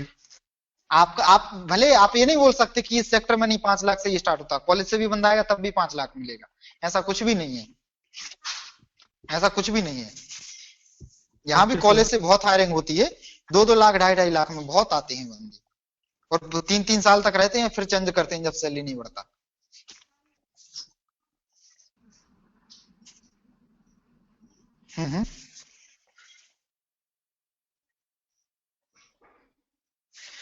नहीं नहीं, आप वही दिखाओ जो ऑन पेपर है। फॉर एग्जाम्पल मैं बताता हूं, कोई एक बंदा है भास्कर, आपका एग्जाम्पल लें, आपको 50,000 पर मंथ मिलता है, ठीक है। तो आपका 6 का पैकेज बना, सब राउंड फिगर बना के 6.5 का पैकेज है, एग्जाम्पल में ले रहा हूँ, पीएफ वगैरह सब मिला मिलू के 6.5 पैकेज बनता है, 50,000 इन हैंड आता है, ठीक है। बट एक्स्ट्रा आप एक्स्ट्रा अलाउंस मिला के आप शिफ्ट में काम करते हो, फॉर एग्जाम्पल आप यूएस प्रोजेक्ट में हो तो आप नाइट शिफ्ट में काम करते हो, तो आपको 300 रुपए पर डे नाइट शिफ्ट का मिलता है, तो आपका 9,000 रुपए एक्स्ट्रा बन रहा है, तो आपको इन हैंड 59,000 मिल रहा है। तो जो 9,000 रुपए है ना, वो आपका पैकेज में इंक्लूड नहीं होगा, वो नहीं दिखा सकते, वो नहीं दिखा सकते, वो तो आपका शिफ्ट अलाउंस है। अगर आप सामने वाली कंपनी में जाते हो, नहीं फूडिंग अलाउंस है तो हाँ हाँ, हाँ हाँ,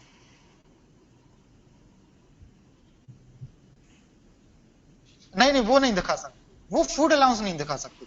आप फाइनली ऑन साइड थे ना, ऑन साइड में फूड अलाउंस नहीं दिखा। अगली कंपनी भी आपको हायर करेगी तो आपको सैलरी देने के बाद वो बाहर भेजेगी, ठीक है, दूसरी बाहर भेजती है तो फूड अलाउंस तो वो भी देगी, वो भी फूड अलाउंस देगी। हाँ वो अलाउंस नहीं दिखा सकते। हाँ हाँ, आपका ऑफर लेटर में क्या है वही दिखाना है सर। तो एक क्वेरी है, ऑफर लेटर में मेरा 875 यूएसडी, ठीक, बट अब सैलरी 125 कम गया, 750 हो गया, बट तो उसमें क्या करना है? वो तो 875 जो आपका ऑफर लेटर में है वही दिखाना है आपको। हाँ? सैलरी स्लिप यदि मांगेगा तो सैलरी स्लिप में किस चीज का कम हो गया सैलरी? सैलरी बेसिक जैसे 875 की जगह पे 750 हो गया। हाँ हाँ 125 पीओ थोड़ा लेस हो गया। ओके हाँ हाँ तो इसके हाँ हाँ लॉकडाउन के चक्कर में घाटा लग गया। ओके ओके, फर्स्ट टाइम देख रहे हैं ऐसा। अब इसके लिए तो मैं माइंट्री का एक एचआर है, वो मेरे कांटेक्ट का है, इसके लिए मैं बात करता हूँ। हाँ क्योंकि हाँ हाँ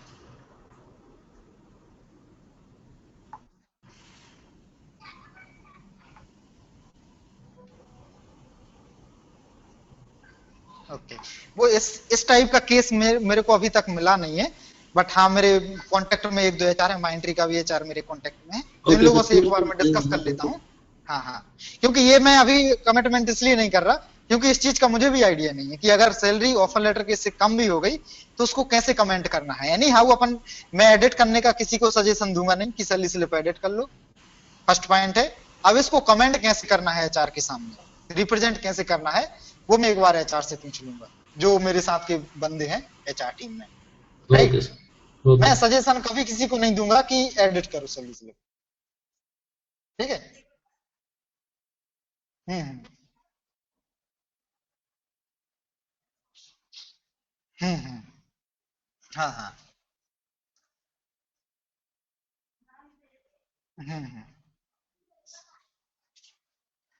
कोई दिक्कत नहीं है, कोई दिक्कत नहीं। देखो एक बंदा है, मैं आपको बता दूं, मई बैच जून बैच में था, उसका अभी हुआ युगांडा में था वो, आई थिंक तुम लोग जानते होगे, सुमित सैनी, युगांडा में था, वहां ड्राइव कर रहा था, लेकिन वो लॉकडाउन के पहले घर आया, वापस जा नहीं पाया, तो उसको सैलरी स्लिप वगैरह वहां से नहीं मिलती थी, तो उसने बात करके सैलरी स्लिप मंगवा लिया, तो लेकिन वो कंपनी की तरफ से मेल पे आया है, उसने घटवा बढ़वा के जो भी मंगवाया हो उसके लिए मैं रिस्पॉन्सिबल नहीं था, बट हाँ वो कंपनी के मेल से आया है, तो कंपनी अगर वेरिफिकेशन होता है तो कंपनी हाँ बोल देगी।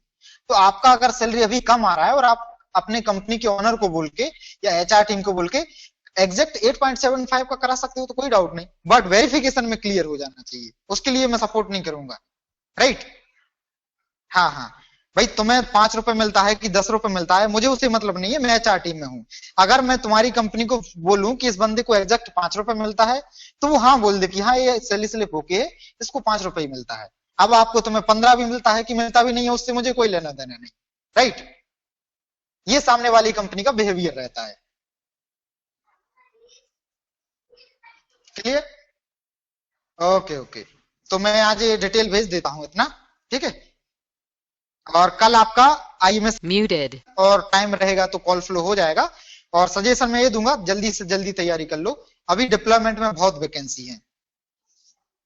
यहाँ पे कोई बंदा ऐसा है जो नोकिया का एक्सपीरियंस दिखाना चाहता हो?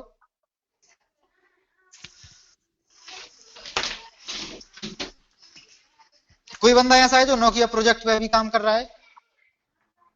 क्योंकि वैकेंसी नोकिया अभी पे तो नोकिया सर में चल हमारे रही इसमें है। कोई नहीं है सर। हाँ तो Unmuted. मेरा नोकिया में चल रही है। नोकिया रैन पार्ट का है नोकिया में। अच्छा, तो आपका उस टाइम नोकिया का मेल आईडी था क्या कि आप वेंडर में थे? नहीं नहीं, वेंडर में था नोकिया के। हाँ तो कोई इशू नहीं, उसको हुआवे बना दो, कौन देखने जा रहा है, डेटा थोड़ी ना है नोकिया के पास। अच्छा दिक्कत सर, केवल IMS उनको होती है। कौन फ्लो तो पूछता ही है।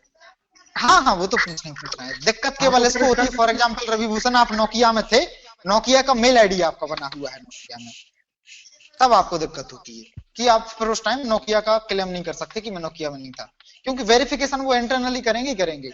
जब वो एक्सटर्नल वेरिफिकेशन करते हैं तो इंटरनल भी करेंगे, ठीक है। फॉर एग्जाम्पल अगर यहाँ पे कोई बंदा ऐसा हो हुआवे का उसका मेल आईडी क्रिएट हो, फॉर एग्जाम्पल भास्कर का एग्जाम्पल लूं, भास्कर.nandan@huawei.com उसका मेल आईडी है, हुआवे पे काम कर रहा है, तो हुआवे का इंटरव्यू नहीं दे सकता क्योंकि वो वेरिफिकेशन में फंस जाएगा। अच्छा सर, जो आप बोले इंटरनल वेरिफिकेशन होता है, तो सपोज क्लाइंट है। वॉइस क्लियर नहीं है अरमान, आपका वॉइस क्लियर। कहीं से नॉइज आ रहा है सर। हाँ आप क्लियर है, रजनीश बोलो। हाँ, सपोज आप बोले इंटरनल वेरिफिकेशन होता है, तो हम यहाँ पे लगा रहे हैं प्रोजेक्ट CS कोर नेटवर्क में, ठीक, नोड टेस्टिंग में, बट हम कर रहे हैं एक्चुअल में काम रैन पार्ट में, ड्राइव टेस्ट कर रहे हैं। तो जो वेरिफिकेशन एरिक्सन से करेगा, तो ऐसा भी तो हो सकता है ना कि एरिक्सन उसे बता दे कि नहीं ये तो नहीं, वेरिफिकेशन किससे होता है? आपका पेरोल कंपनी से होता है। फॉर एग्जांपल कैफी का एग्जांपल लिया, तो कैफी हुआवे एरिक्सन का प्रोजेक्ट दिखाएगा, बट वेरिफिकेशन पेरोल कंपनी से होता है, HR डिपार्टमेंट से, ठीक है। तो मैं ड्यूरिंग प्रोजेक्ट के बताया था कि आपका ये मैटर नहीं करता कि आप ड्राइव टेस्ट इंजीनियर का आपका ऑफर है, इवन HR भी यही बोलेगा कि ये ड्राइव टेस्ट इंजीनियर बंदा है या इस डेट से इस डेट में काम किया है। तो बंदा क्या करता था ये कोई नहीं पूछता, केवल और केवल एम्प्लॉयमेंट चेक होता है, एम्प्लॉयमेंट और पैसा, सैलरी। एम्प्लॉयमेंट आपके यहाँ का है, आपके यहाँ इतनी सैलरी थी या नहीं, सैलरी भी बहुत कम लोग पूछते हैं, बट एम्प्लॉयमेंट जरूर चेक होता है। क्लियर? ओके ओके, तो मैं आज ये आपका प्रोडक्ट का लिस्ट और एक रिज्यूम भेज देता हूँ, एक कैफी का भेज दूंगा जो बना बनाया है, और एक फॉर्मेट भेज दूंगा, ठीक है। Okay sir. Okay okay okay, हाँ मैं अभी भेज देता हूँ, अभी 6 बजे से जो क्लास होगा तो वो रजत लेगा, तो उस टाइम में थोड़ा फ्री रहूंगा तो मैं भेज दूंगा। और कैफी आपको एक काम दिया है, नित्यानंदन को जरूर बता देना क्योंकि ये बहुत इंपॉर्टेंट क्लास है, मिस नहीं। यस सर, ठीक है, okay sir, okay okay, Muted. Thank you. कल का मैं अपडेट कर दूंगा class time. Okay okay okay.